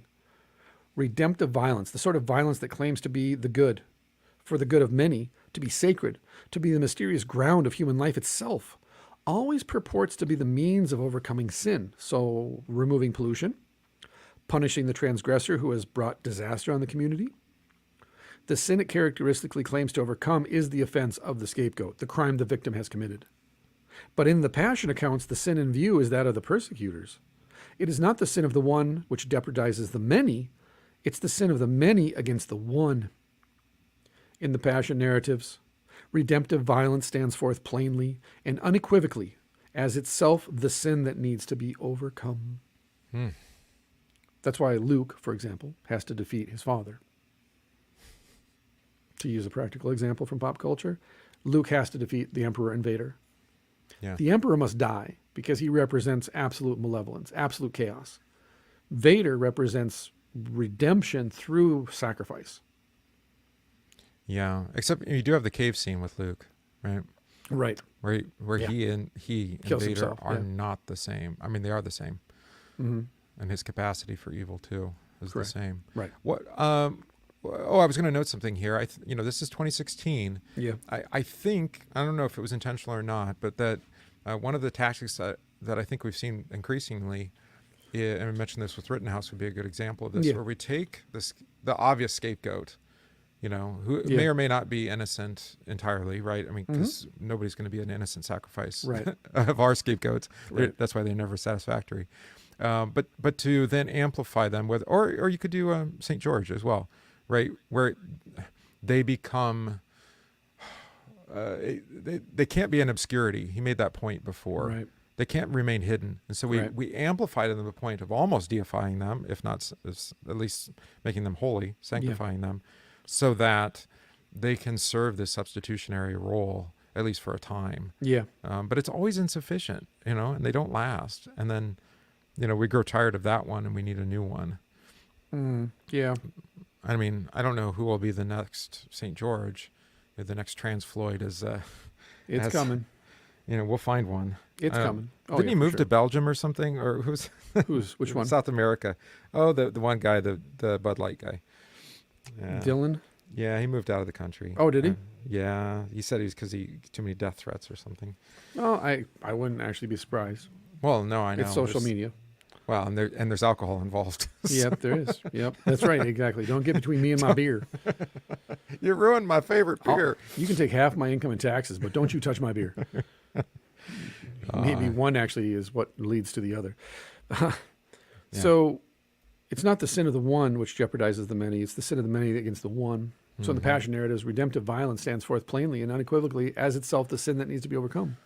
Any human being can be plausibly scapegoated, and no human can prevail when the collective community turns against her. Nor is it sufficient to simply instruct us about our situation, for we are all too fully enclosed in the scapegoating process to be able to break the spell. And by the way, I would argue almost all news stories are propagating this. Yeah, it's the blame Even game, the weather, even the weather Right? Oh yeah, is climate propagating change. this. Yeah. Yeah. I mean that I was going to make that point is that it doesn't have to be a human being. We've now created, Mother Anthropomorphic, Earth is yeah. angry with us, right? Right. Or something. Yeah. I was thinking about this too. Way back at the beginning of the show, the way that we don't call our country fatherland, we call it motherland. Yeah. But it is another what do you call that, personification, I guess. Yeah. It's like Fertility cult. yeah, so our mother country is mad at us, Mhm. and she's supposed to nurture us, but now she's mad, and Yep. we need to So appease what her. must we do? We must appease, and the bigger the bigger the god, the more sacrifice that's required. Yeah, Lady Liberty, we'll call her that. Lucifer. Any human being can be plausibly scapegoated, and no human can prevail when the collective community turns against her. All right. Well, then it's not enough to simply instruct us about, things are out of order. No, we are all too fully enclosed in the scapegoating process to be able to break the spell. It is virtually miraculous to become aware of our own actions as scapegoating, because that would make me the bad guy. It is an extraordinary step even to arrive at the awareness of our susceptibility to that dynamic that is expressed by the disciples at the Last Supper. Here you go. Mm-hmm. When Jesus predicts his own betrayal, they piteously ask him, "Is it I, Lord?" A hard-headed reader would object that at this late date, they ought to know if they are going to do it or not. But they have understood enough to know that they cannot be sure. That's true, actually. He's constantly playing with them. They are not exempt. When the cock crows the third time for Peter, it crows for us. To state the truth, that when we become part of a mob, we too will likely be the last to know. 2020. Yeah, and they all reject him. Right. I mean, is it Yeah, I, they all Lord? betray him. Yes. Yeah. Yes. Yeah. And by the way, by casting Judas as his only betrayer, guess what we're participating in yet again? Scapegoat. Scapegoat. Christ died for us. He did so first in the mythic sacrificial sense that all scapegoated victims do. That we know this is already a sign that he died for us in a second sense, to save us from that very sin. Jesus dies in our place because it is literally true that any one of us in the right circumstances can be the scapegoat. No kidding. As the letter to the Hebrews says, Christ is a sacrifice to end sacrifice, who has died once for all. Christ's purpose was not, quote, to offer himself again and again as the high priest enters the holy place year after year with blood that is not his own, for then he would have had to suffer again and again since the foundation of the world. But as it is, he has appeared once for all at the end of the age to remove sin by the sacrifice of himself. Hebrews chapter 9, verses 25 and 26. This is what I mean is that I think what Girard does for me is he pulls back the veil and goes, you dummy, you've been reading the Bible the wrong way this whole time. And by the way, and you knew here's better. the text that actually reveals it. Yeah, and you knew better the whole time. I mean, I was just thinking about, the way that we were talking about scapegoating, and I mentioned Congress, right, and their hearings, which is what those are. Yeah. You parade people of authority out, and then you bring them to shame. Right. And you let the people heap shame on them. I mean, it could be Christopher Wray, it could be... well, that's right. And then you and I get that vicarious atonement again because I'm, that senator speaking for me. Yeah, right. He is my representative. Just look at clickbait, for example, on YouTube, right? The clickbait headlines. Senator Kennedy demolishes Christopher Wray at the Senate hearings today. Well, that's and YouTube he demolishes him. I'm against Christopher Wray. So you click it on, you're like, yeah, give it to him. Now, again, you're satisfied. Right, but the question I'm thinking in my head is... And it's always one, by the way. I wonder... Well, I know. It's like Fauci's the only guy at the NIH that was funding gain of function research. Or Mark Zuckerberg or Ray or whoever, yeah. Well, could we forgive these people? We could, but that would then destroy the whole economy that we set up. The whole economy of vicarious satisfaction, scapegoating. Wow. Yeah. No. And I mean, I get it. I want, and I want a Nuremberg trial. But who actually died at Nuremberg? Right. Where's it? Not yes, the bad guys. Some of the perpetrators, but not all of them. Well, there were a few chosen as victims. The rest were exported. Correct. Right. Yeah. So you had the anointed few. The easy pick. How many were hung? 13. Look it up. Look up how many were I was hung. just guessing it was 13. Just look. 33. We'll say it's 33. That's it's a derivative. Go ahead, look it up. Okay. How many were hung at Nuremberg? All right, I'm looking it up. While you do that, the work of the cross is the work of a transcendent God breaking into a cycle we could not change alone. If we limit Jesus' work to that of a human exemplar, to a task to be repeated, mimesis, then the crucifixion becomes more of a prescription for suffering than if we grasp it as the work of the incarnate one, once for all. The answer is 11, by the way. There we go. Goering, Ribbentrop, Keitel. We read about Ribbentrop, right? When we did We read about Goering. Yep, and Goering. Kaltenbrunner, Rosenberg, Frank, Frick, Streicher, Saukel, Jodi, and Zeiss Inquart. Right. They have their last words here too. That's interesting. This one, Keitel, is good. I call on God Almighty to have mercy on the German people. Yeah. More than 2 million German soldiers went to their death to the fatherland before me. I follow now my sons, all for Germany. Make Germany great again. Long live Germany. Those are nice last words. Make Germany great again. Oh no. God protect Germany. My sentence is wrong. I am dying innocent. I wonder if he was. Well, I mean, Fritz. This is Fritz Saukel. By the way, in Hermetics, 11 is the master number.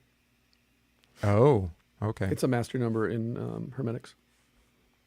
He was a Gruppenführer for the SS. I don't know. Probably a little not. Unrepentant there at the end. A little sassy for being in the gallows. Yeah. I mean, I don't know what the evidence is. But he was a true believer. So what are you going to do? Yeah. What are you going to do? But that satisfied people's bloodlust. Although, if you watch, there's a couple. Again, watch Babylon Berlin on Netflix, for example, if you have the stomach for it. It's a really good show, actually. I really enjoy it, narratively even. But there's another one that I started watching that takes place right after Germany surrenders.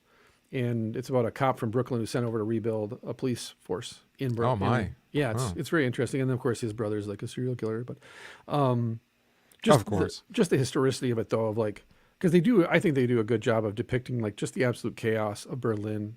And well, with its 4 quadrants and everything. And also then the one woman, the main character, the woman, female character, she points out the entire world hates us for being German.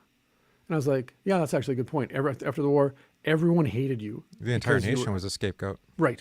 And therefore, no one wanted to help them other than to exploit them. And you're looking around going like, why is no one helping? Why is no one doing this? Because no one cares. And so then why are you rebuilding Germany? So that we can take it over and rule it. That's how this works. We're going to give you the illusion that we're helping you when really we're just they were supposed to be the center of the plundering. European Union, Right. which didn't quite work out. No, that dynamic between the Russians and the Germans and the Americans is right there at the heart of it's a subtext of the whole narrative too. So now we'll make a new center of Europe. We'll Right. call it Ukraine. Dun, dun, dun, history. So if Christ's death unique? And this is really where the rubber hits the road. Yep. Is Jesus' death different than all of the other scapegoating myths in all of religions and human history? Is Christ's death unique? It is not unique at all in that scapegoating deaths like this happen constantly. That very identification is crucial to understand what is unique about it, the distinctive way in which it makes them visible and opposes their repetition. So is Jesus as a scapegoat different? No. However, the way in which he scapegoated is unique. Right. And then I like this other point is that it also reveals the method. Exactly. It reveals the scapegoating. Yes. that we As see. demonic, because it's not Christ. This is what we're always doing. And this is why Hebrews, I would argue, I think you would too, the letter to the Hebrews then is the most important epistle in the entire New Testament for the understanding of sacrifice. and sacrament. exactly proper Yeah. sacrifice versus Proper false sacrifice. sacrifice. Yep. Because the letter to the Hebrews literally undercuts the entire mechanism of scapegoating as it was practiced. And even faith is sacrifice. It Yeah. undermines that too, because you have all the notorious Well, I still have to characters. believe, don't I? I still have to say amen, don't I? No. No, you don't. Yeah. That offends us. Well, why does it offend you? Because I have to do something. There's a transaction here, right? I have to perform? No. You're still stuck in the old legal system at that point. You're still seeing Jesus as just one sacrifice amongst millions. I think your theory is confirmed. We had a professor up here at Concordia Mequon that gave a presentation on, he's done, basically his life work is on Hebrews. Right. And he had the feast day, and I can't remember, it's not Feast of Booths, it's the one that comes right before that, after Passover. What's the one that's between Passover? Is it, I can't remember which one it is. Somebody on the live stream? But it's a sacrificial feast. Yes, help us out. I can't remember all my Jewish sacrifice. Okay, anyway. I can't remember all my Jewish sacrifices that I've made over the course of my years. But the feast day is this feast of sacrifice, right? And it's Day of Atonement kind of language. Yeah. And then the Christian sermon given to the Hebrews there just completely undercuts. Right. Well, not undercuts. That's wrong, because it almost sounds like it goes away. But it reconfigures how you understand everything, really. Right. When Jesus does that, right, as they're walking on the road to Emmaus, Right. it's like, oh, that was what was happening. I didn't understand. Well, here's an example we've talked about in the past, the murder of the innocents, as it's called. Right, which is a great example because everyone under 2, all firstborn males under 2 must be sacrificed. And then the editors add in, this is the sacrifice of the innocent. And Rachel's weeping for her children. And Rachel's weeping. One is true, and the other is an editorial addendum that actually obfuscates the original text, which is that they're not innocent. They're all born in sin. The Rachel weeping for her children has bugged me for a while because I haven't quite figured out, like, what. Well, here you go. Yeah, which children is she weeping? She's weeping for I know she's buried in Bethlehem. Okay. Yeah. These aren't her children. Right. What does that mean? Right. And what child did she lose? Well, she died in childbirth. Yeah. And Joseph. All right, so that's the connection. It's Joseph. Yeah. That they are no more. She thought Joseph was gone forever. Right. But are they, those innocents? Right? No, they're not. That's the point. Exactly. Yeah. And so the very nature of that system that we are in the grip of, as he notes, would lead us to then view the murder of these children as somehow atoning or somehow sacred in and of themselves to necessitate Jesus' escape, for example. And it's like, no, why did they die then? To fulfill prophecy. Is that enough? Yeah, for God it is. Yeah. Not for us, though. But again, our system of justice is based on, well, wait a minute, what did they do? Well, they were innocent. There it is again. The innocents were killed. Well, if the innocents were killed, why does Jesus have to die? Jesus' sacrifice is no different than the murder of the innocents then. All right, so I think it's the Feast of the First Fruits. Oh, okay. Because between Passover and Pentecost, Feast of Weeks or Booths, is the unleavened bread, which was a week after Passover on the Yeah. octave, and then the first fruits comes sometime after that. It's the Harvest Festival. Okay. But then, of course, it's Jesus is the first fruits of those who have fallen asleep. There we go. Right. So that would make sense with Hebrews, I think. Right. I think that's the one. He's the sacrifice. Exactly. Yeah. Sin came in and used the law to increase sin beyond all measure. So Herod murdered those babies because sin came in and said to the law, no, you got to do this, because if you don't do this, it's over. It's absolute chaos. Why do all the religious leaders want to kill Jesus? Because he creates chaos wherever he goes. It doesn't seem to matter what they try to do. It's never enough. Right. Exactly. So is Christ's death unique? The scapegoating part? No. Not But at the all. distinctive way that he makes all this visible and opposes its repetition? Yes. It is the one of these deaths that have been happening since the foundation of the world that most irreversibly cracks that foundation. Christian exclusivism about Jesus' death is of this sort. To believe in the crucified one is to want no other victims. That's the thesis of this entire essay as far as I'm concerned. To believe in Jesus crucified is to want no other victims, which means every single time you want to blame somebody for your problems, you're saying that Jesus isn't enough. Or our problems. Whoever, exactly. It's the Yeah. pastor's fault. It's the council's fault. It's the ladies' auxiliary's fault, the altar guild, the youth group, the youth pastor, the associate pastor, those people, these people. Oh, and in the political one, he pointed that out too. That too, yeah, exactly. Yeah. Like we have to have this. The captain has to go down with the ship. Right. So to believe in the crucified one is to want no other victims. To depend on the blood of Jesus is to refuse to depend on the sacrificial blood of anyone else. It is to swear off scapegoats. It seems to me You that might as well be asking somebody to give up meth addiction. right, It but would this be is, easier. isn't this the only way then to be able to make any sense of forgiving enemies? Yes. Is to see them as people whom Jesus died for, not Yep. as scapegoats. Yes. No. Good luck. Well, I'm not. I'm not saying Right. it's Again, easy. this is why you and I confess the symbol so strongly. Jesus calls it a light yoke to wear, but I think it's not easy. No, definitely It's still not. yeah. Well, it's impossible. Well, as you noted earlier, and as he does too, to know this is not sufficient. Just knowing this isn't sufficient. Because when the rubber hits the road and it bites into you, it's, wait a minute, we're supposed to forgive these people?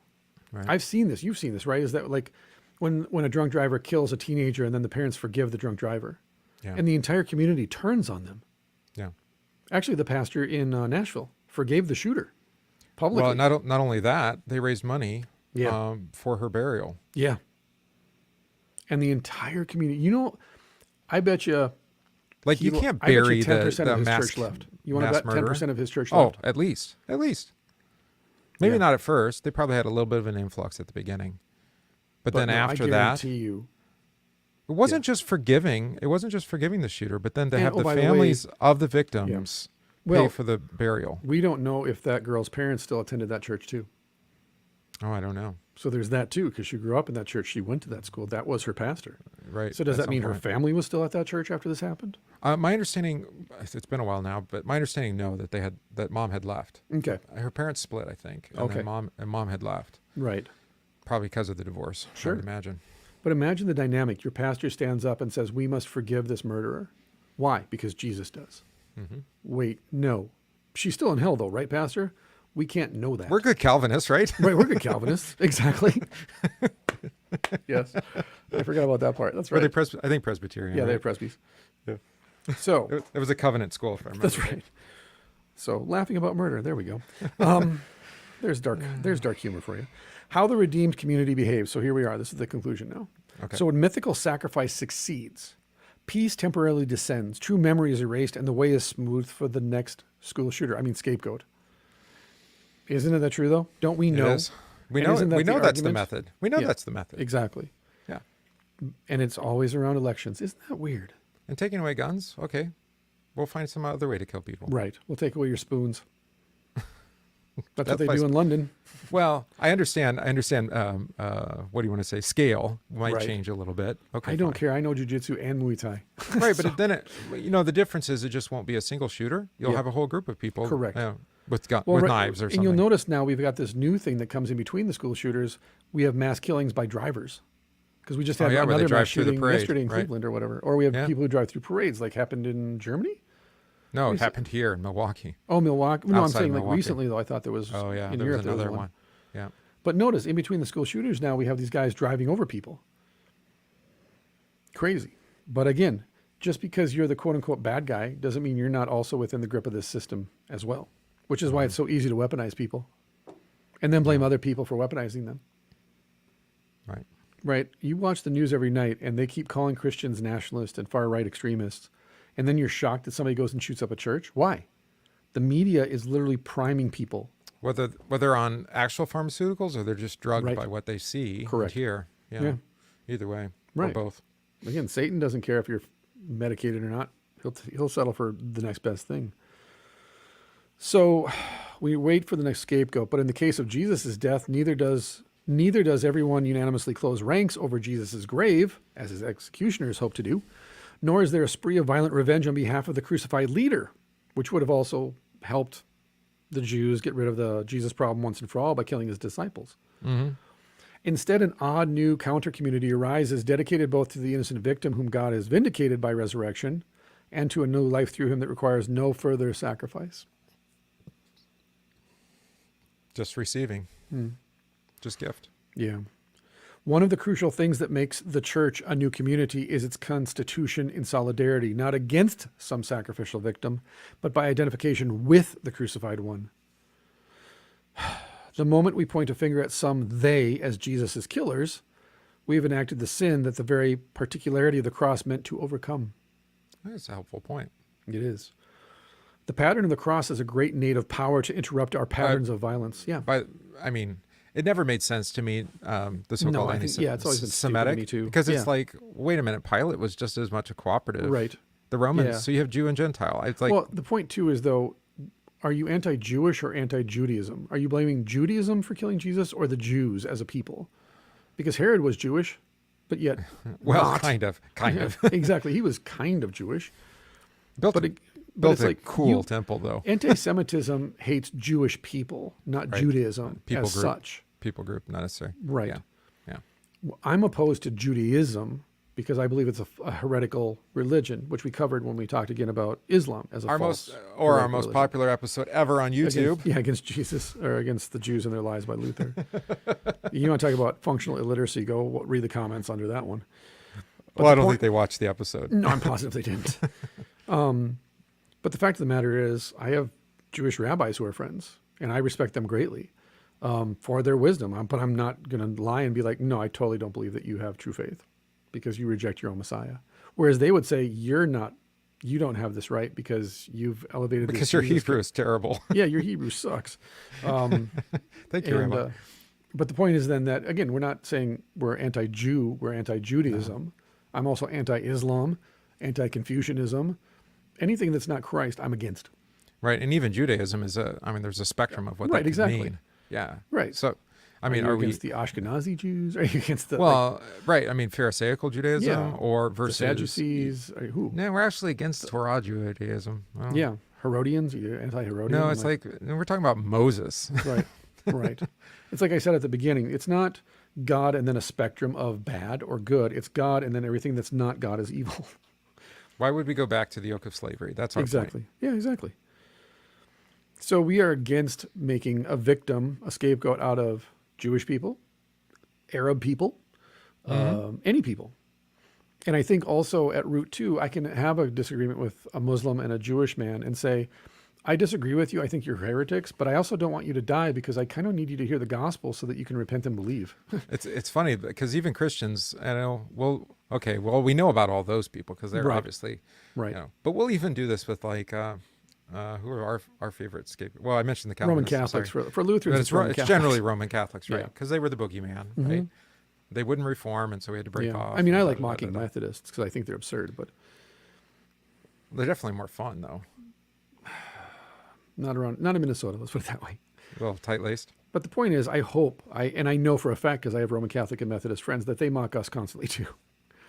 Yeah, fair enough. But the point is, I don't wish them death, and I don't wish them to be scapegoated, and I don't wish them to be oppressed and tortured because they don't believe as I believe. I believe that by my friendship with them and preaching the gospel to them, And like you noted earlier, I don't claim to have all the answers, nor do Yep. I believe I have all the answers. And that I can learn in a humanistic way from every conversation if I'm open Well, to it. and you can destroy them, but I don't know that it would actually accomplish anything. That would be, then I'm bringing sin upon my own house. Correct. You're just And returning again, to both this. the Old and New Testaments forbid me from doing You're that. referring to the sacrifice And if and nothing scapegoat. else, the psalmist puts it bluntly, have nothing to do with sin. Kick the dust off your shoes and move on. Yeah. I think Jesus says that too. He might be Well, quoting. yeah, let them be. Yeah, let the dead bury their dead, kick the dust off your shoes. No, but I was whatever it even may be. thinking of like, well, what are they doing in my name? You know, Right. What are you worried Right. about? That's Right. my problem. Yeah. Wheat and tares, maybe, if you want to use that. Right. Yeah. So the moment we point a finger at some they, like Jews, and blaming them and saying, "Oh, you're Jesus killers," well, we've enacted the sin that the very particularity of the cross is meant to overcome. Sorry, Gab users. Yep, there you go. The pattern of the cross has a great native power to interrupt our pattern of violence. When we locate ourselves by, again, what we're really saying at base is Jesus' death for the sin of the whole world isn't enough to cover you, they, whoever they is. Which, not again, good. we talked about this last episode. You better get your mind right because we're going to have an entire generation of eunuchs coming into the church pretty quick. And they're beyond redemption from the legal side of things. Yeah. Or immigrants would be another situation. Sure, too. absolutely. Yeah. Yeah. Yep. If you have a huge immigrant population, that don't believe the same thing. And maybe, sometimes they're converted and you have a mass conversion and now you have to learn a new language because you don't even know. We don't want to do that. They don't even know what casserole is. Hot dish. Hot dish. Tater tots. You know what a tater tot is, right? You put it in the green beans and then, no. Don't forget the cream of whatever soup. Cream of mushroom. Velveeta on top. There we go. Oh. That was epic. Epic. Ugh. We should make our own horror movie. It would be Epic like church the Lutheran casseroles. version of Final Destination. Yeah. No, it's actually more like, what was Rogan's show that he did? Oh, Fear Factor? Yeah. Church Will you casserole, eat this Fear Jell-O Factor. with mystery chunks in it? Why does it have meat in it? That's right. It's green Jell-O. It It's has green meat Jell-O has in it. meat in it. That's not meat. Surprise. It's spam. So when we locate ourselves by reference to Jesus, it is hard not to see our location to our victims. Oh. Sister Helen Prejean, for example, started her ministry with death row inmates in what became a national campaign around a simple identification. Jesus was a death row inmate, a condemned one in his society, and so were these people. Okay, that's where it stops, but yeah, I get it. Harriet Beecher Stowe turned abolitionism from a fringe political passion to a flood tide by writing a book, Uncle Tom's Cabin. That book made one relentless juxtaposition between the plight of a slave being beaten to death and the plight of the scourged Jesus. And I think this is key then, is that even though the analogy is not one-to-one, it's not binary, what Jesus does then is he breaks, again, like he points out in the article, what Jesus' death does is it breaks the sacrificial scapegoat mechanism around slavery, for example, or around people on death row. Because the law says you're on death row, you're nothing like Jesus, you belong here. And then Jesus says, no one belongs on death row. This is a consequence of the fall, it's a consequence of sin, it's a consequence of the demonic. Yeah. And I'm here to say that even if he dies, he can still be redeemed by my death. His death is not satisfactory. His death is not redemptive, but mine is for him. I was innocent. He's guilty. So I'm going to give him my innocence in his death in order to redeem him. Yeah. Yeah, he may still die, but he will live. Because otherwise, going back to the beginning of this essay, the death of the death row inmate is in and of itself salvific. That's why I've always because- been struck by how most of our states have abolished death penalty. Yeah. And it was so sacrificial. Right. But it didn't appease the people. Right. And I don't know how life in prison does that, or multiple life sentences. Well, that's why my state's releasing so many people from prison I now, suppose. right? Because they're just enlightened and they know so much. But it's not sufficient. It's No, not of a course it's sufficient not. sacrifice. No. Well, what we discovered is that we've locked all these people up in our prisons. The prisons are overflowing. We don't have the resources or the money. So let's just let them out. So you're just saying this is an economic decision and not a theological one? I am. Well, it's theological, but we're going back to the scapegoating point. Maybe A we don't want to actually deter crime Right. for some reason. Why wouldn't we want to do that? A U.S. military guard at Abu Ghraib prison, we forgot about that, was moved to rise in opposition to the abuse there by one image she could not erase from her mind, a prisoner shackled in the likeness of the body on a cross. This is true. That's what offended me most, actually, when I saw those pictures, was that one in particular. They did that to mock the cross. Yes, in they a way. did. Yep. Well, they did it to mock Islam, but by doing it, they mocked the cross. Because again, they're using the scapegoat to say Islam, ha ha ha. But if you understand Christianity correctly, you're mocking Christ because you're saying this person is beyond redemption. Yeah. So Marc Chagall's famous painting, White Crucifixion, addressed the Holocaust with an unforgettable image of a prayer shawl-clad Jesus on a cross, floating over scenes of pogroms and burning synagogues. To identify those in the place of Jesus is to know that we ought not to be in the mob against them. We talked about this with the Benda family. Wow. In Elia Wiesel and Night, when they are running through the woods and they go past the gallows and the person in front goes, "Where's God?" And he looks up at the gallows and he goes, "Right there. God is dead." It's like, yeah, but you're Jewish, so you don't know the rest of the story, which is that he is risen indeed, hallelujah. Which is why then Wiesel is an atheist. Oh, Which, by the way, outside of Christ, everybody's an atheist. I don't care what religion you're a part of, you're an atheist. Because there's only one God, and you're not worshiping him. So you're an atheist. You're atheistic. So to identify those in the place of Jesus is to know that we ought not to be in the mob. Social justice actually uses this a lot. Liberation theology uses this a lot. There it is, yeah. Huh. It's a very famous painting. Once you see it, you're like, oh, okay. What you notice, though, is you never actually focus on the characters around Jesus. You just focus on Jesus with the prayer shawl.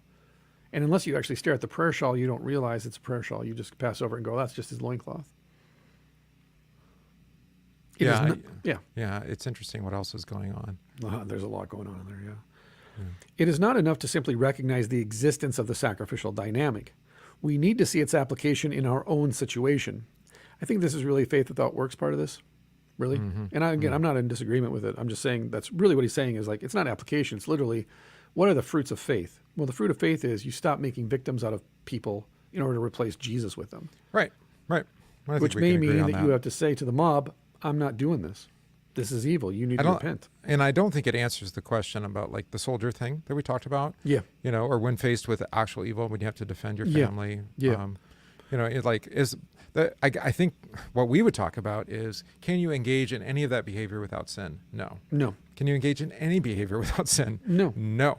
Right? There's no actions you can do. And therefore, any scapegoating of any victim for any reason is ultimately doomed to fail, to satisfy the need for order, peace, and purity. And that's, I like the idea of virtues and Christian virtues, so-called Christian virtues. I like the Faith, idea hope, of and it. love, Yeah. But the way that we try to co-opt them and then use them as a weapon of violence against others, right? It's like, well, that person lacks whatever, humility or something. Is it good to be courageous? Yes, that's virtuous. Is it good to be bold? Yes. Is it good to be charitable? Yes. Do any of those lead to the forgiveness of sins? No.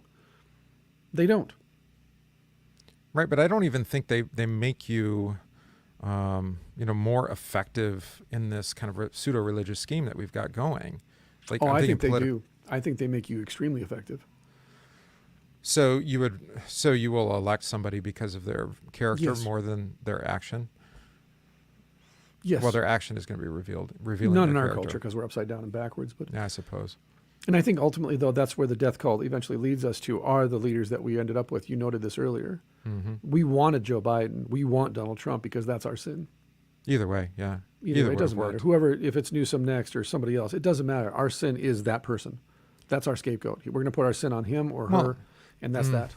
And my concern is that the sacrifices are only going to increase until behavior improves, right? Again, think of Montezuma, Mexico City. The conquistas are coming. How many virgins? They were sacrificing thousands of virgins a week. I mean, so for example, it's going to be impeach everybody. Yes. Eventually. You have to. Right. Drain the swamp. You have to. Yep. Yeah. Well, that's what that is. Again, in order to fix Hollywood, you would have to burn Hollywood to the ground and get rid of the entire movie industry. And by the way, they would just move somewhere else and rebrand and be podcasters or YouTubers. Bollywood would take over or something. It wouldn't matter. Again, most people don't know that Hollywood was originally in New Jersey and it was run by Thomas Edison. Edison controlled Hollywood. That's why they moved to Hollywood, actually. Do you know this? To get out of his control? Edison had a code of ethics for all of his movies. Oh, yeah. And they said, no, this is too restrictive. So they go to Hollywood so that they don't have to function under these restrictive rules anymore. And so, yeah, Chad on the live stream nailed it. The sacrifices will increase until Christ returns. In fact, the closer we get to his return, the greater the sacrifices will become because the devil is fighting. That's John's vision in the apocalypse. 100%. Yeah. When the serpent tempts the woman, it is to stop her womb from producing anything. And since that failed and God uses the woman's womb to actually defeat Satan must take as many souls as he can with him before Jesus returns, which means that the closer we are to Jesus' return, the more sacrifices you're going to see. This is ultimately why, it's like Mark Fink said, the head of BlackRock, markets hate insecurity. Markets love authoritarian governments. They love totalitarianism. It's Larry Fink. Larry Fink. He's not a Mark. He's definitely a Larry. Larry got it right, which is the sense that in order for us to establish absolute and total control over you, a lot of you are going to have to die. That's Satan. Because Larry answers to his boss, who is Satan. Well, how can you say that? Because Larry demands that we all sacrifice our lives for Larry's vision of So a perfect world. does Harari, so does Yes, exactly. Gates, so does So let's kill George Soros, because then his kid will be better. Alexander. No, his Yeah. kid's going to be worse. Look at Well, he already is worse. Manasseh and Ahaz. Mm-hmm. His son was 4 times worse than him. You get it with Cain, and then eventually course. Tubal Cain, right? And then Nimrod. Yeah. Yeah. Yeah. It's like, like- I'm going to return. If you strike me, I'm going to avenge myself on you 77-fold. And then Nimrod goes, why revenge them? Why not just hunt them down and enslave them? I like the way this guy thinks. Let's do that. It's true. And so it is not enough to simply recognize the existence of the sacrificial dynamic. We need to see its application in our own situation, in our homes, our church, especially our churches, Yeah, I think so. especially in our politics. We need a substitute, a way to overcome conflict in our communities without resort to sacrifice. This is actually, they're power washing the church now, so I'm trying to get through this as fast I as hear possible. you. I hear it. This is actually the great venture the church is engaged in every time it gathers at the communion table. There it is. Mm-hmm. And this is a Baptist, by the way. Yeah. When Christians come there, they meet the unequivocal reminder of Christ's bloody death, of the blindness and abandonment of the disciples. And when we hear, do this in remembrance of me, we hear the implied contrast. Do this instead of offering new victims. Who, unlike the mythic figures who hid past actual bodies and modeled future sacrifices, Christ is not to be remembered with scapegoating, with taking or being new victims. This is a humble meal and prayer, not a new cross. Following that example, Christians undertake the hope that this meal of the new community may accomplish the peace that the sacrificial violence could, and more. In it, we recall a real sacrifice and a practice, a substitutionary atonement here. On that table, bread and wine are to be continually substituted for victims, substituted for any and all of us, for the forgiveness of sins in Jesus' name. Yeah. I was forgot just say that the part. words. Say the words. Yeah. One thing to note here is it really does help, because I was talking about political scapegoats. Yeah. Is the hard thing. I find a hard time bringing myself to do it, but to actually name the ones whom we scapegoat Yeah. in our prayers, and that Well, God would If forgive you them. want to or- get yourself in trouble, amongst my Fox News crowd, yeah. 100%, But- which is most of. Honestly, I don't always remember the governor's name. Yeah. It's hard for me to pray for him by name. Yeah, the next satanic guy. Sorry. Whatever. Oh, I know, it's Tony. The next useful idiot.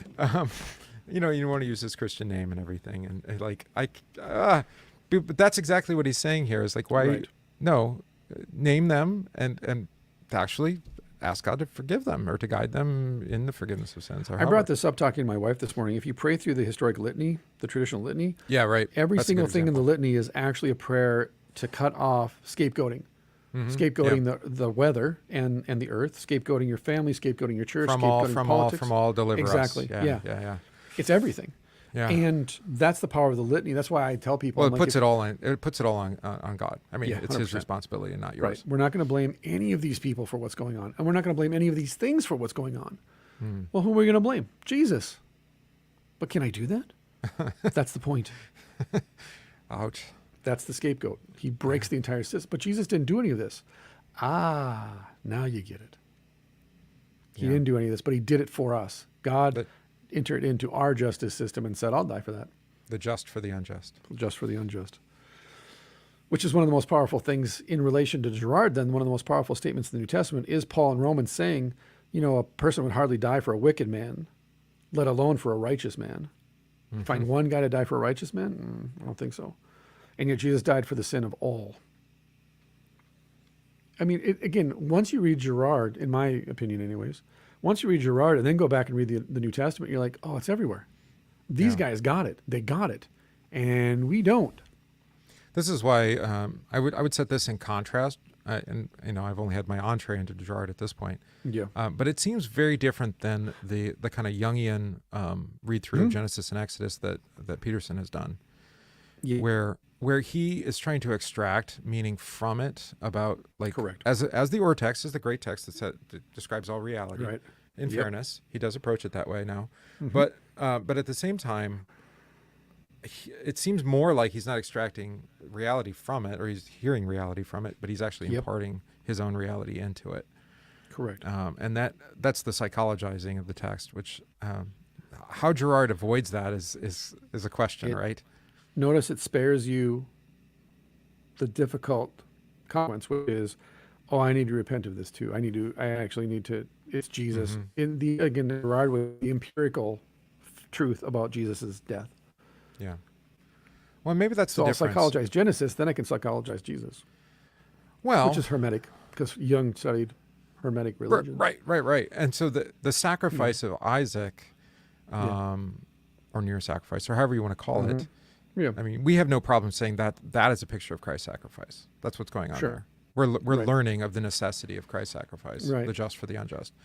But- Whereas when I hear Peterson talk about it from Right. Genesis, it's like, what's the nature of sacrifice being an inherent part of humanity or something? It's like, He's okay, right. that's It is. It is, but You it's just not getting haven't- it's not getting us to right. Jesus. Exactly. And that's a great, because ancient Near Eastern scholars will point out that they believe that the root of human sacrifice comes from a false reading, a false hearing of the sacrifice of Isaac. Mm-hmm. And But we instead would of say that going- yeah, and I would actually accuse Judaism of also doing the same thing. that they That's need a to false read it. reading of that. They need to read it in terms of the promise. Even the Jewish Study Bible makes that footnote. Yeah, it Christians does. interpret this as a prototype of the sacrifice Well, of Jesus. it even says we don't know what to make of it, but this is how Yeah, Christians we don't understand understand it it. as sacrifice, but Christians understand it. Yeah, It's like, well, maybe that's a starting point. You want to do apologetics with your Jewish friends, maybe start with that then. Because even they're like, yeah, we don't know what to do with this one. But I think it, this yeah. question is really helpful in the What's that? regard that no, the one on the screen. What are the sacrifices I and who's hear you. responsible for them? That Mm-hmm. I think the nature of all of life being God given, including the necessary payment for sin. Even that is on Exactly. God. He makes right. that payment. It's all too. in God ultimately. Right. Right. Right. And this is why I don't like, what do we call, some people call them offerings and tithes and sacrifices. Mm-hmm. I've never liked the language They're of not. it because they're not. Right. Now, granted, you're paying me a salary, so it's a gift to me. Right. That's how I look at At it. least in the old liturgy, we offer to you what you first gave to us, our time, our money, our talent, whatever. Time, talent, But we took that out now. We got rid of that. So we don't even acknowledge that they're from him. Right. And he doesn't need them, but our neighbor does. Here's what's crazy though. And again, I'm not tooting my own horn. I'm just pointing this out as an example. During COVID, I stopped having offering plates. I put them Same outside here. on a table. They're right outside the nave. Yeah. Our offerings actually went up. And then my elders and my council were like, our offering is going to go down if people don't get the plate passed. And I said, no, actually, I think they're going to go up because the Holy Spirit will move them if the Holy Spirit moves them. And it'll be Yeah. fine. I've never brought it up. In 3 years, I've never brought it up. I've never talked about it. I've never said the word offering, literally. And our offerings are consistently up all the time. Why? Because the law isn't Thanksgiving. being applied. It's Yeah, Thanksgiving. On your way it's out or Thanksgiving. your way in, you're like, no, I'm really thankful for this church. I'm thankful for my pastor. I'm thankful for my brothers and sisters in Christ. And I know pastor's got a family. I know we got a lot of things to take care of on this church, like power washing and painting the church. And therefore, they're moved by the whole, again, Franz Pieper, our dogmatist, said, tithing is an Old Testament practice that's been replaced by the work of the Holy Spirit. New Testament offerings are spontaneous. They're motivated by love, not by the law, which love is the law. But his point is it's a free will offering. It's not forced. It's not the law, Right. which is, I know it's a catch-22, and I think he's playing fast and loose with those terms, but I use that as an example to say stewardship sermons and drives I think are ludicrous and anti-Christian, and I think they actually create more problems. Well, I do pray that people be given generous hearts by the Spirit. Absolutely, I do too. Yeah. But that generous heart may mean food, not money. Yeah. Yeah. I tell this to my people all the time. Stop thinking of money, filthy You mean an mammon. arbitrary exchange of value that is. Yes.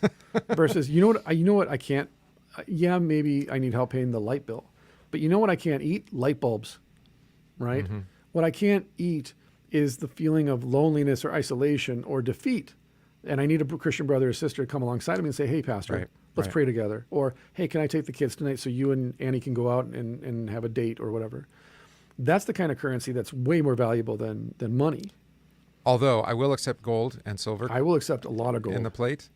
For sure, 100%. If And you want to Bitcoin. just give I'll me take the Bitcoin deed to my too. house, that'd be great. I take that too. Yeah, there you go. But again, we get funneled into this very narrow way of understanding money or currency. By Versus- way of sacrifice is my Under point. this earlier, and I've said this before by way of example. I've known pastors whose congregation had $80,000 in savings, and they were told, we don't have enough money to pay you. Not give, but literally they were told, we don't have enough to pay you 'cause we don't like you. I've known pastors like myself. When I got here, it was $0 in the bank. They couldn't afford to pay the heating bill in the winter, and yet they said, we will find a way to pay you. Don't worry. Mm-hmm. And they literally paid me before they paid utilities sometimes. Yeah. There were months where they weren't paying the electric bill until the following month because they had to pay me. And they're like, yeah, we can, again, in the summertime, we can have church in the dark. We don't need the electricity on pastor, but we do need you. And as a pastor, you look at that and go, well, how can I not show up for them and not Yeah. be their pastor, not minister to them because they sacrificed so much for me? And that's kind of what he's pointing out at the end of that essay then about the kind of like the works part of it is once you cut off the scapegoating mechanism, you cut off this dynamic of violence and the need to find a victim to sacrifice, to restore order and restore peace. And it's Jesus that's doing this. You as the preacher then, you as a brother and sister in Christ, you as a Christian then are sent into those places to say to those people who are not aware, who are in the grip of this process, let me tell you about Jesus and what he does. He cuts this off. And I can set you free. In AA, for example, which is not a inherently, Christian organization. In AA, we're told forgive other people, not for their sake, but for your sake, because you're the only person carrying around the weight of what they've done to you on your shoulders. Right. So forgive them and move on. And even in a humanistic way then, in AA, when recovering addicts forgive the people that did harm to them, guess what? They all comment the same thing. Man, I slept last night for the first time in years, and I'm so at peace with everything. And I'm like, you should try it with Jesus. It's even better. And yet the counter push is always going to be the same. The sin in the world and the devil say, screw them.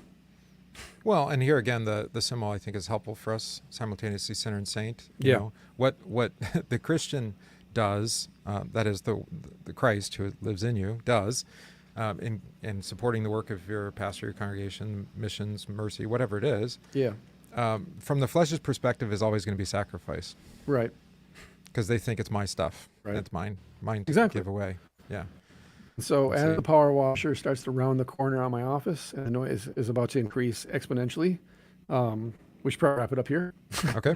Let's do that. See, it would be fun, I think, next week, come back and do an episode either on the original Lutheran or Rite of Ordination or the book I got, The Pastor by Willem Lea, and actually apply this and see How if come they I didn't get a actually- copy? I should have gotten a copy. Maybe it's mail. Okay. Who knows?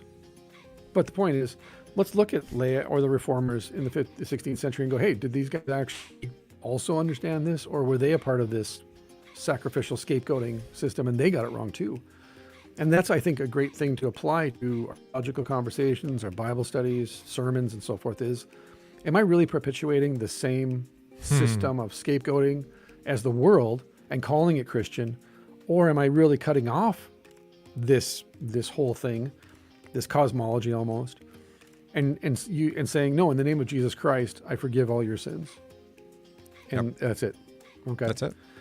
That's it. So thanks, everybody. Thanks for listening. This has been fun. I love talking about Rene Girard. I love talking about this stuff and digging deep into these matters. I hope it opens up the scripture for you to go back and read in a new light, actually.